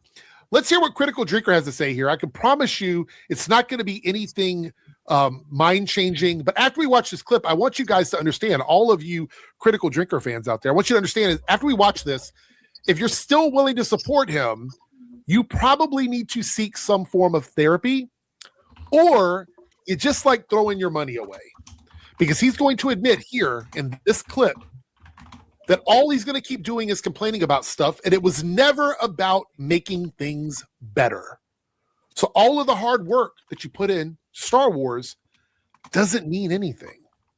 Let's hear what he has to say. I'm good. I'm very happy because Star Wars might be saved. A beloved series of films. Do you think we've got the head producer, Kathleen? She has now left, I believe, the Star Wars franchise. This guy doesn't even know what he's talking about. The guy that's interviewing him, I don't even know his name. He doesn't even know what he's talking about. He's just reading off whatever it is they're telling him. I also think it's funny that it says Free Speech Nation, fam, on the wall. Free Speech Nation, but here they are challenging freedom of expression by calling it woke ideology. But they're part of the Free Speech Nation. That's pretty fun. Are you optimistic that it can be healed, or is it forever tainted? I think it's forever tainted at this point. Under her stewardship, they've taken Star Wars from one of the biggest pop culture phenomenons in our history to a bunch of largely irrelevant TV shows on another. There you have it, forever tainted. He's not even willing to give it a shot. He's not even like, let's wait and see. Let's wait and see if all the hard work that myself and my viewers have put in over the years, if all of that hard work is going to pay off and things are going to get better for Star Wars. No, it's not. Absolutely not. So you have to stay miserable and listen to him complain about everything for Star Wars forever. Lock in. Put your seatbelt on. Get ready. You have to be mad about Star Wars until you're dead. Till you're gone. You have to be angry. Sit around with all of these other old men screaming and yelling about Star Wars because it's just, there's no money. There's no money in giving it a chance. There's no money in that. The only money that they know is to continue the grift, continue to make you guys mad at something and be angry about something. And I implore you, even if you don't like me, and I know a lot of you don't. I know a lot of you out there don't like me. Even if you don't like me, you have to understand. He is admitting here that nothing is going to change only because of the fact that he is not willing to give it a chance. So what is all the fighting for? What are you doing? It is so funny to me to like that. It's so funny to me that like a lot of these guys, you know, will continue to support somebody like Drinker, like even though he's so easy to call out on lies, and he's been proven by myself, Eric, you know, Birdman, plenty of people to be a liar constantly, but like they'll just, you know, like basically accept being lied to just because they're a fan of this person. It's crazy to me. It's completely insane. Yeah. Yeah, I mean, and yeah, there's been countless examples that have been shown. They've shown themselves. You know, that's why at this point, you know, it's almost, it feels like, in a way, it feels like punching feels like down. Like masochism, honestly. Like you're just hurting yourself by continuing to follow this guy. Yeah. I mean, all of the anger that they generated over Kathleen Kennedy, and now he's admitting that, well, actually, it doesn't matter who's in charge. So why did they campaign so hard for Kathleen Kennedy to be fired? Why did they constantly make those claims when well, it doesn't matter in the end? Right, because whenever I've talked to like Mahler fans or whatever, because they're the ones that tend to actually be able to have coherent thoughts compared to, you know, Drinker fans or whatever. You know, I'm like, what the fuck is the point? Like, if you don't like something, why do you constantly talk about it? And they're like, well, because, you know, if fans let them know, if you just let them make whatever they want, then they'll just keep making whatever they want. But if you let them know that you don't like it, then they'll eventually change it. And I think that's asinine and just silly on its face when you think about the fact that they're often railing against very popular stuff, like The Last Jedi is a big example. You know what I mean? Think what you want about it. It's a very popular Star Wars movie. It made a shitload of money. Why would a few YouTubers that have less than, you know, or have 1 million subscribers or less, fewer, make them go, oh, we better fuck it. Wait, it actually did. It did work in that one example. But yeah, it's fucking silly, man. And to the point about Andor, yeah, he praised Andor. He said it won him over or whatever by the end. And I think he obviously just did that because he recognized that too many people were, you know, liking the goddamn show and were putting pressure on him, and he had to in order to maintain some semblance of you know, veil of credibility as a reviewer. But now he's acting like it doesn't exist. So they're tainted, they're poisoned, they're never going to produce anything good, even though Kathleen Kennedy's gone, and that was made under Kathleen Kennedy. It doesn't matter. They can't possibly ever make another good Star Wars. It's just fucking stupid. Complain. I've said this about these channels before. I'm going to reiterate it here because I think it's really important. These channels are problem-centric channels. What I mean by that is they love to create problems and discourse and anger and outrage and make all of the money off of that. However, they have no solution to the problems. For years, the solution was getting rid of Kathleen Kennedy. For years, she was going to be fired. For years, as soon as she's gone, Star Wars is going to be better. They kept saying that because they didn't believe it was actually going to happen. And yeah, and I've got a couple little clips here that I want to show before we get out of here, because I realize Noah hasn't seen any of these puppet videos, and some of them are pretty goddamn fun. I would like to see some of them. Yeah, I didn't even know that existed. It's a channel called The Ripoff Verse, and, you know, just slight warning that sometimes he veers into, like, he was not coming at this from like a leftist or progressive necessarily point of view. It was more like he didn't kind of more, he's a guy down the middle, or what's that? Is he like more down the middle, or is he kind of rightly. I'd say right wing, but he dislikes these. The way he described himself is that he's not right or left, he's an arms dealer. Because you could essentially, if you have the money, you could pay him to make a puppet video about whoever you wanted to. Okay. Yeah. That's kind of funny. Which is, it's kind of funny, but also like, have a backbone and some morals. But here's this. Is dead for $50. MCU for $20. Star Wars is dead for $20. I used to sell toxic poison to kids to feed my habit and make money, and I went to jail. Now I sell toxic poison to kids to feed my habit and make money on YouTube. There's Gary. This critical drink, pretty goddamn iconic, in my opinion. Maybe his best one.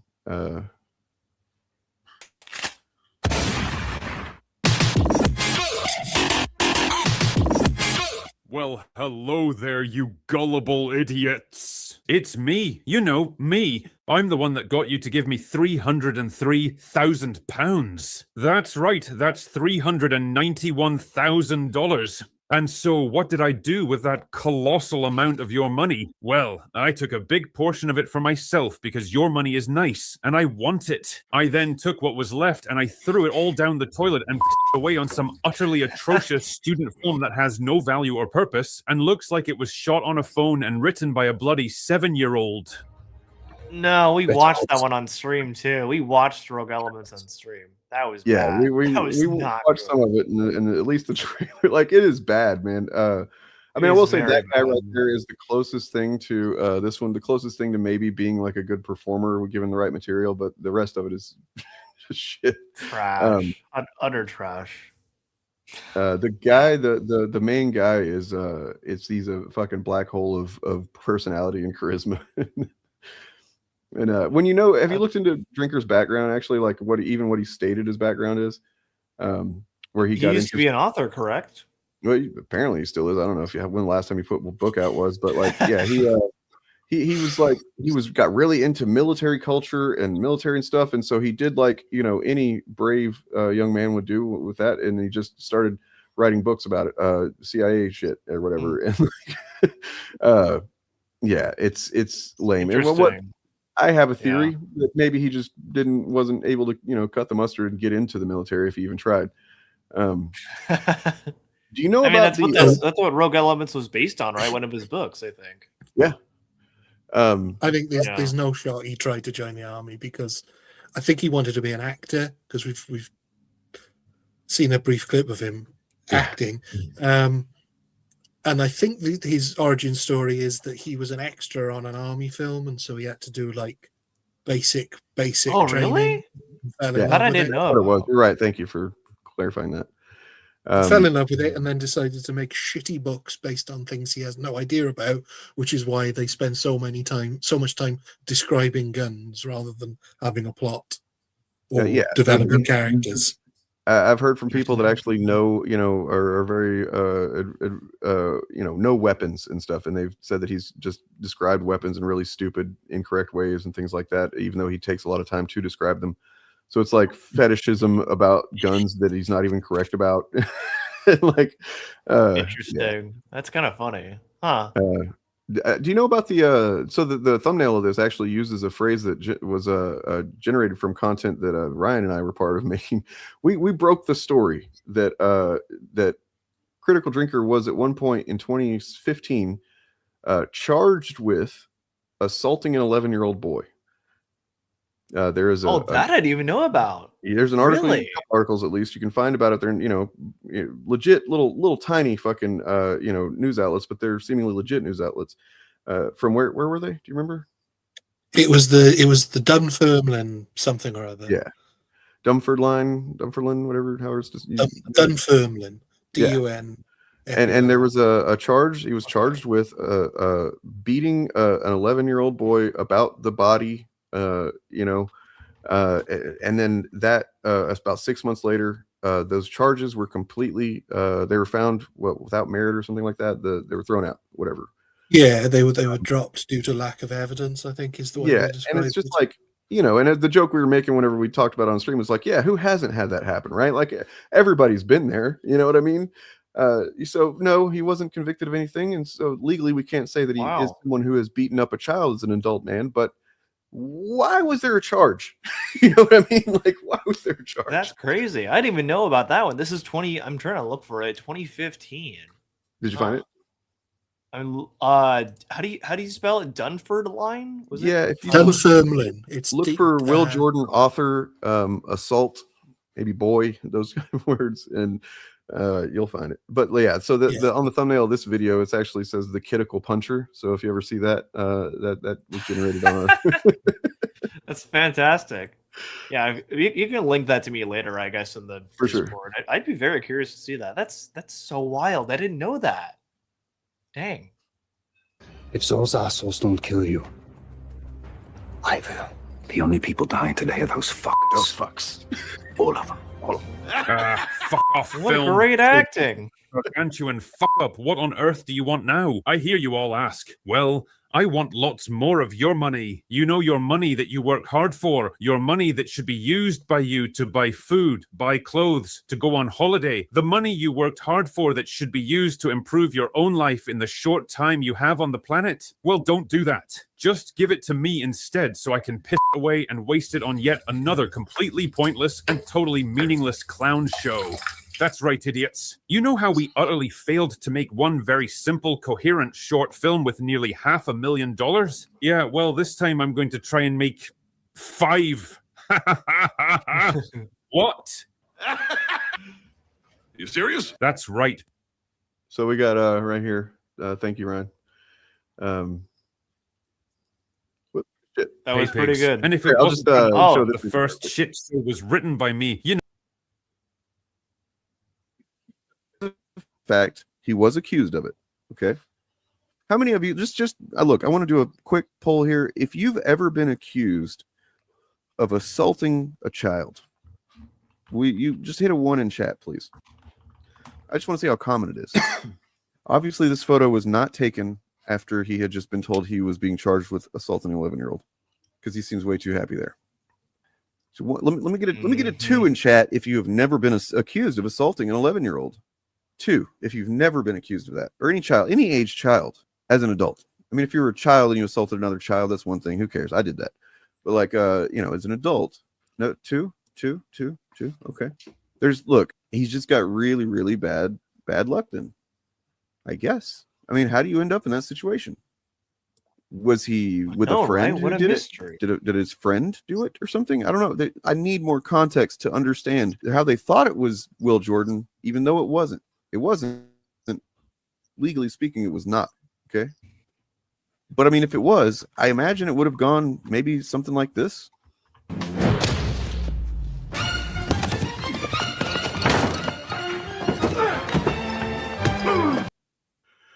Yeah. Let me pull up the article here.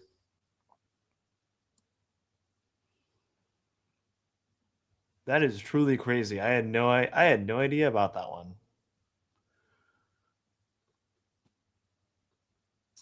Yep. William Jordan, 32, has written 5 books in his Ryan Drake series, so there's no mistaking who it is. He had previously pleaded not guilty to the charge that he assaulted a then 11-year-old boy, pushed him on the body, and repeatedly punched him on the body at Red Row in... Have we looked at what that is? Is Red Row in Limcolins? Is that like a specific type of establishment?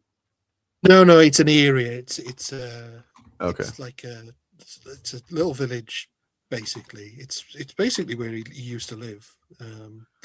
They've basically doxed him, but yeah, this is an old address. Well, they tend to do that when you get charged with stuff. The Crown did not wish to proceed with the conviction, and Jordan of 3 Rose Thistle Bank was found not guilty. And for some reason, like typically, and I know that's how it works here, and I'm sure to some extent the same over there. They're not going to apply charges to someone if they don't have some reason to think that they might, Now it's not to say it's always the case. Obviously, there are cases of people having charges thrown at them just to, fuck them over or whatever. You know how white guys are always that's known to happen to white guys mostly, right? Yeah, clearly only. Yeah. Mm-hmm. Yeah. But then they decided for whatever reason between those two things, I mean, yeah. And Trump is obviously not guilty of any of the shit he's ever been accused of. So there you go. It's weird, man. It's weird. Very weird. You know, and it could be anything from like a random encounter. It could be, you know, I consider the possibility it could have been like a girlfriend or partner's child or something like that. Of course, it didn't happen. He didn't actually do that, legally speaking. We have to say that. But, you know, whatever confusion led to the charge. Let's say that. Exactly. That is so crazy, though. I had no idea about that. That is it. Wow. Yeah, I mean, I did come up with the canon at one point. I was like, it's canon now that it was actually Mahler was the 11-year-old boy, and that like the reason he dropped the charges was Mahler was like, let me hang on your coattails and pretend to be a reviewer like you on YouTube, and I'll drop the charges. You know, works for me. It may not be fact, but it is canon. Okay. That is very funny. Anyway, back to this. You know, someone who's got a proven track record going back years of being a fucking terrible writer. Someone who's generic Jack Ryan. Sorry, Ryan Drake spy books are the dog shit $2 books that you find in a white wire basket at airports. Yeah. Okay, look. I mean, there's several instances of this guy using very specific references and jokes that I feel like he got from my content, because years ago I described his books as airport bookstore dad bait.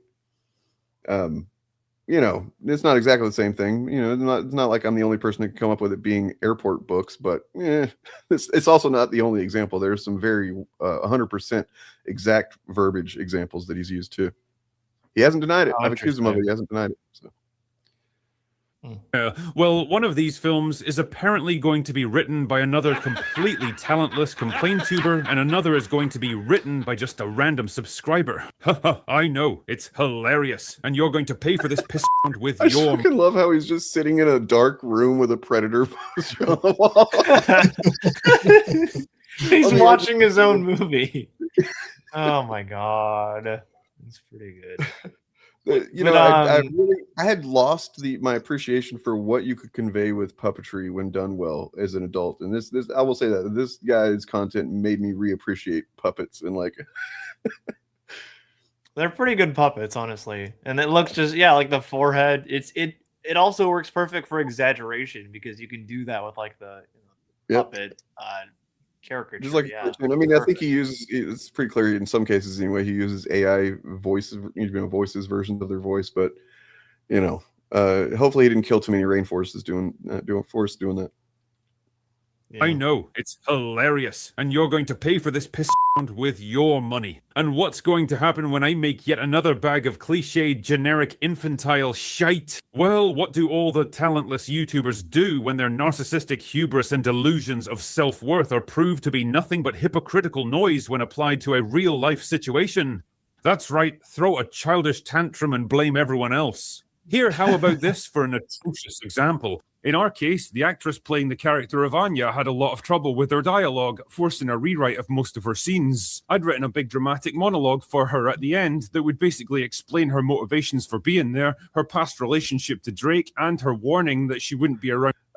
No, because the hibbity-jibbity from my perspective, I believe, is you know, leaning into some racial stereotypes, and that's one of the examples of this guy's content that I didn't really love. So I just don't want to reshare that. To bail him out next time. It was a neat way of wrapping up her character's presence in the movie, but because she couldn't nail the delivery and there wasn't time to do like 50 takes until she got it right, there was no choice but for Travis, the director, to quickly rewrite the script and improvise a solution. That is just one example of the many things that you absolutely can't control or predict. So I'll just blame the actress for the overwhelming amount of bad reviews, like a total arsehole, and being able to predict if the actress that you're casting can speak the same language as you. I will say this: I'm gonna reach out to Booze Banter, and I mean, so far, I mean, he's, you know, there's a couple of things he said, and like whenever he was satirizing Drinker talking about Birdman, that I'm like a little weird on, but like otherwise, I think he's far better. But I'm going to reach out to him and see if he wants to maybe collaborate on something. So maybe look for something. If not, then look for something from us collaboratively about a drinker content in the future. I've seen some of his stuff. I like the Crash and Burn one he did recently, like Crash and Burn, the Ryan Drake story or the Will Jordan story, whatever it was. Yeah, that was pretty good. Yep. That lady was the best physical performer in the movie. She made the rest of the cast look like flopping fish. Yeah, I mean, that's probably what really, I mean, maybe she did have a problem with dialogue. I don't know. But I mean, like, she probably made them feel inadequate, made him feel inadequate. So that was why he felt it was okay to just fucking throw her completely under the bus and blame everything in this pile of shit on her. Mm-hmm. And able to deliver lines is something you obviously find out in the first audition and first rehearsal. Here's some more shite. Let's be honest here, when you're a YouTuber that criticizes movies for a living, you're always going to be divisive, and that attitude is going to bleed over into everything that you make. Fans of my channel were probably going to be more forgiving towards a film like this. And Mahler's movie coming out soon also, I'm pretty sure. Mahler have a movie?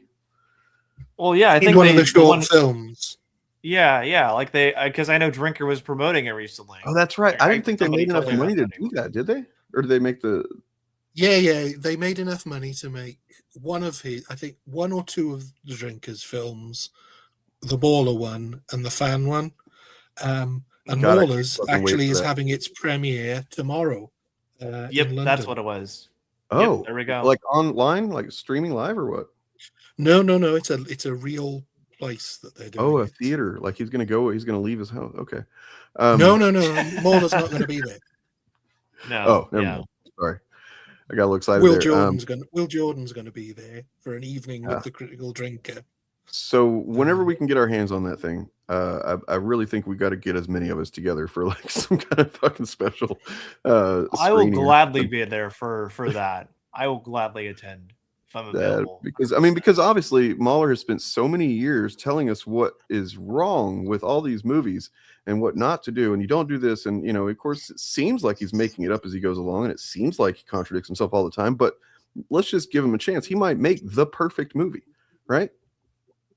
Mm-hmm. Well, he'll have to make the perfect movie if there's anything wrong with it. Yeah, I know, right? He's been building up all this time. He's got to do it for us.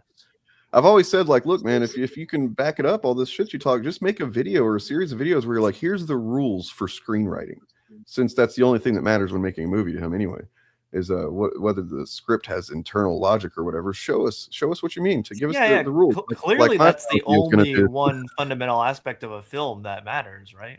I'm going to point out that my actual Phantom video is going to be a list of, and it's going to clarify which ones are more, certain and less certain as to, whether you can identify a grifter video. It's going to be, a set of criteria that I will stand by, and it's not going to be stuff that's going to contradict each other and stuff like that. Where it does contradict, I'll try to clarify, how stuff like that. So, yeah. That's the best thing I come up with for final actual Phantom video, and it's going to have pretty much everybody that we ever collaborated with and that we're fans of and stuff. I'm going to try to shout everybody out and thank everybody and stuff like that for doing what they do. So it'll be good. I'm riding coattails, guys. All right. You fail at everything, we're always going to find reasons to shit on rogue elements, no matter how good or bad it was. And well, if it makes them feel better about themselves to tear apart something like this without ever taking the risk of making anything of their own, fair enough, I guess. That being said, I have been lucky enough to get some actual good faith feedback, so I've tried to compile the most consistent issues here. Woo! Bad faith criticism. Are you a talentless YouTuber pretending to be an expert? Do you have a tantrum when you're criticized for being totally full of shit? Then the excuse you need is bad faith criticism. The other big criticism is that the script writing is just bad and unoriginal, like any other. As we went over 3 hours, so I'm going to go ahead and skip to like what I think is the really best part of this, and we can get out of here. You guys want to promote anything before we get out of here? Your channel? I'm working on a new video talking about how J.K. Rowling mistreats autistic coded characters in her writing. That's about it. Ah, I don't know if I've seen one about that specifically. That's good. Cool. Because that's why I'm doing it. Because I think there's definitely something I've noticed there, but I haven't really noticed many people talking about that aspect. Obviously, other stuff for sure, but she does intentionally, mistreat a lot of her autistic coded characters in her writing. Retrospect, it makes sense why she have those kind of bias. But yeah. Oh, okay. Well, and that was even before the black mold got her brain, huh? Yeah. It's kind of crazy. Mahler doesn't want to be around when people call his movie shit. Yeah. I don't think he wants to be around, guys. Period. He doesn't want to show his face. Yeah, that's why I try to whenever I get the chance. Because he's a looker. The Ravenclaw gal, your name Luna. Yeah. I mean, I haven't read the books, but the movies, I could see her being written that way. Luna Lovegood, yes, that's one of them. Yep. Well, Luna, Neville, but also Newt Scamander. I'll be talking about all three of those. She intentionally does stuff to all three of them in her writing. It's interesting. What is this a troll, or does he not realize how that kind of like all in good time for the fucking long man? Are you kidding me? Wait, is that actually the name of his movie? It is, yeah. Oh my, wow. Oh my god. Only 18 minutes long. Generic shit. Yeah. But you can't judge it based on that. We don't want to be like them. We got to watch the thing first. It may be the best thing ever. Absolutely. Gotta wait for her to get over to the US. Yeah. And Ryan, Nothing But Media, subscribe to him. I've been seeing you over on Ant streams pretty regularly. That's pretty cool. Yeah. I've joined in with 2 now that I felt I had something to contribute to, and I think you were there on one time when I was there as well. You always have really good discussions too, and I appreciate that. Yep. I do my best. I have to earn my worth. You've more than earned it. You're not as good. There's a couple other YouTubers I think are better than you. There's one guy, Hypoclips, really good. I think I might go out on one of his clips here to end. But let's finish up this one. Where's it at?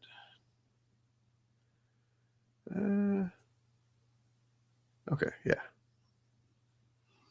Story, respectfully and artistically expanding and evolving the Predator lore, showcasing the amazing abilities of Unreal Engine in a beautiful animation pipeline to create a truly stunning visual look, as well as using 8711 action design to choreograph and motion capture the dynamic fight scenes and creative camera tracking. This is where he sounds the least like actually sounding like Drinker, because Drinker would never say things like this. No, yeah, the AI also just like the AI kind of distorted there, the AI voice. Huh.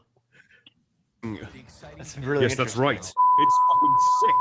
But I can't allow myself or you to like it. Just listen to this utter slop. Seeing your favorite franchise fall into the hands of Disney is a bit like seeing the corpse of your beloved gran fall into the hands of Ed Gein. They're going to do something horrible to it. It's just a matter of time. Case in point, Predator, killer of killers. Can you see now? I'm just pure dog shit. I have to keep you hating things. I have to keep you miserable. I have to stop you enjoying art at all costs, because if I don't, then you won't keep clicking on my slop videos and I won't get any money. I don't care about you. I don't care what shite I pump into the world and into your lives. I just need you to keep clicking like mindless NPC sheep to my generic slop content. Make no mistake, people. I am the enemy. Your enemy. I've proven over years and years I just don't have that essential natural creative element to be a good writer. And that, ladies and gentlemen, is the deep, deep root of it all. You see, I've churned out tons and tons of really shitty books, each one written like an embarrassingly generic and cliched movie script. This was my attempt to intentionally write movie scripts, but failed miserably, and nobody went anywhere near them because they were absolutely terrible with terrible writing. I then tried using your money, not my money, your money, to make my own film in another attempt to try and get somewhere in the movie industry. But that was even worse. It was ridiculed by absolutely everyone and anyone who watched it. Even the zeros in my YouTube hug box daren't comment on it. It was diabolically bad. And there it is, people. I want to be mainstream so badly it tears me up inside. I want to be a part of this industry, a part of film, especially the mainstream. I want to be involved. But I've proven throughout my entire life, time and time again, no matter what I do, I'll never, ever be a part of that world.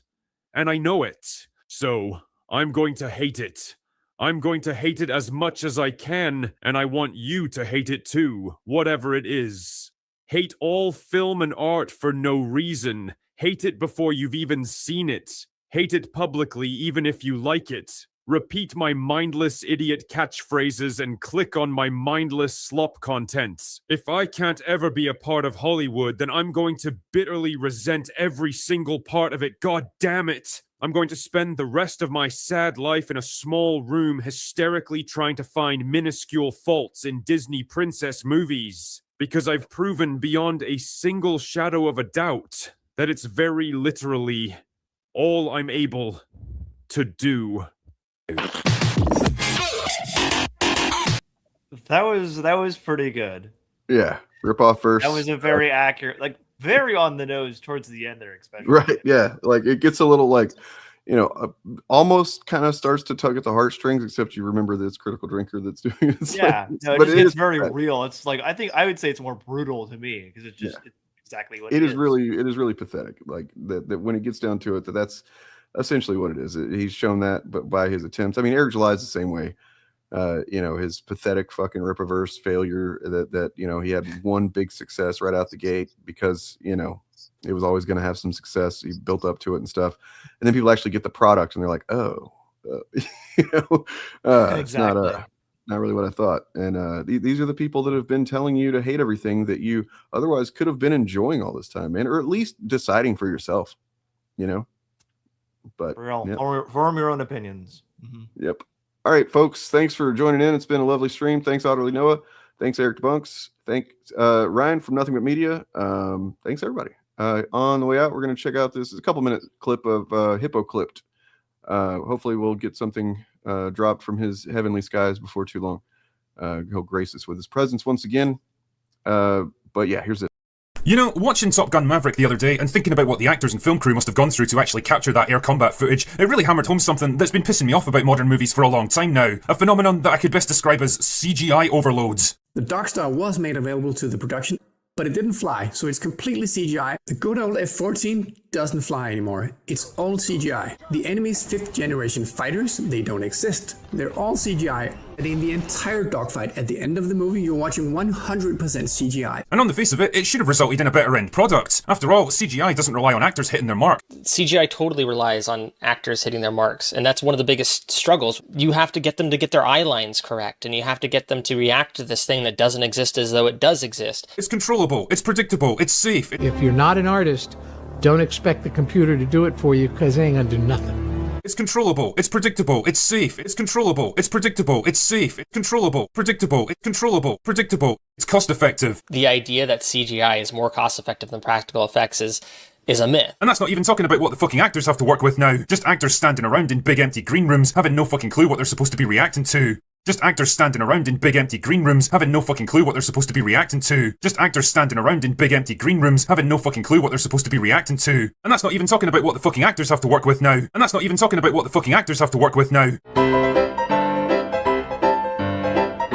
My general rule of thumb is that if you can do something with stunt work, practical effects, or location shoots, then you probably should. Fury Road is probably one of the best examples of limited use of VFX in modern movie making that I can think of. Fury Road is probably one of the best examples of limited use of VFX in modern movie making that I can think of. Limited use of VFX in modern movie making that I can think of. Limited use of VFX in modern movie making. It relied almost entirely on stunt work and practical effects, with just a little bit of CGI here and there to enhance it. It relied almost entirely on stunt work and practical effects. It relied almost entirely on stunt work and practical effects, with just a little bit of CGI here and there. And well, it looks fucking great as a result. And it's not just cars flying through the air either. Look at this shot from Terminator 2. T2, in my mind, is sort of the breakthrough film for computer graphics. Now, the orcs from The Lord of the Rings were actually done with practical effects. This dude right here was put together with prosthetics and makeup, and I think we could all agree he looks pretty damn good. Now consider a similar antagonist from the Hobbit trilogy, made more than a decade later and relying more heavily on CGI. You see how boring and lifeless his face looks now? I know which one I'd rather have in my movie. This year, I've seen the most brilliant performance by an actor.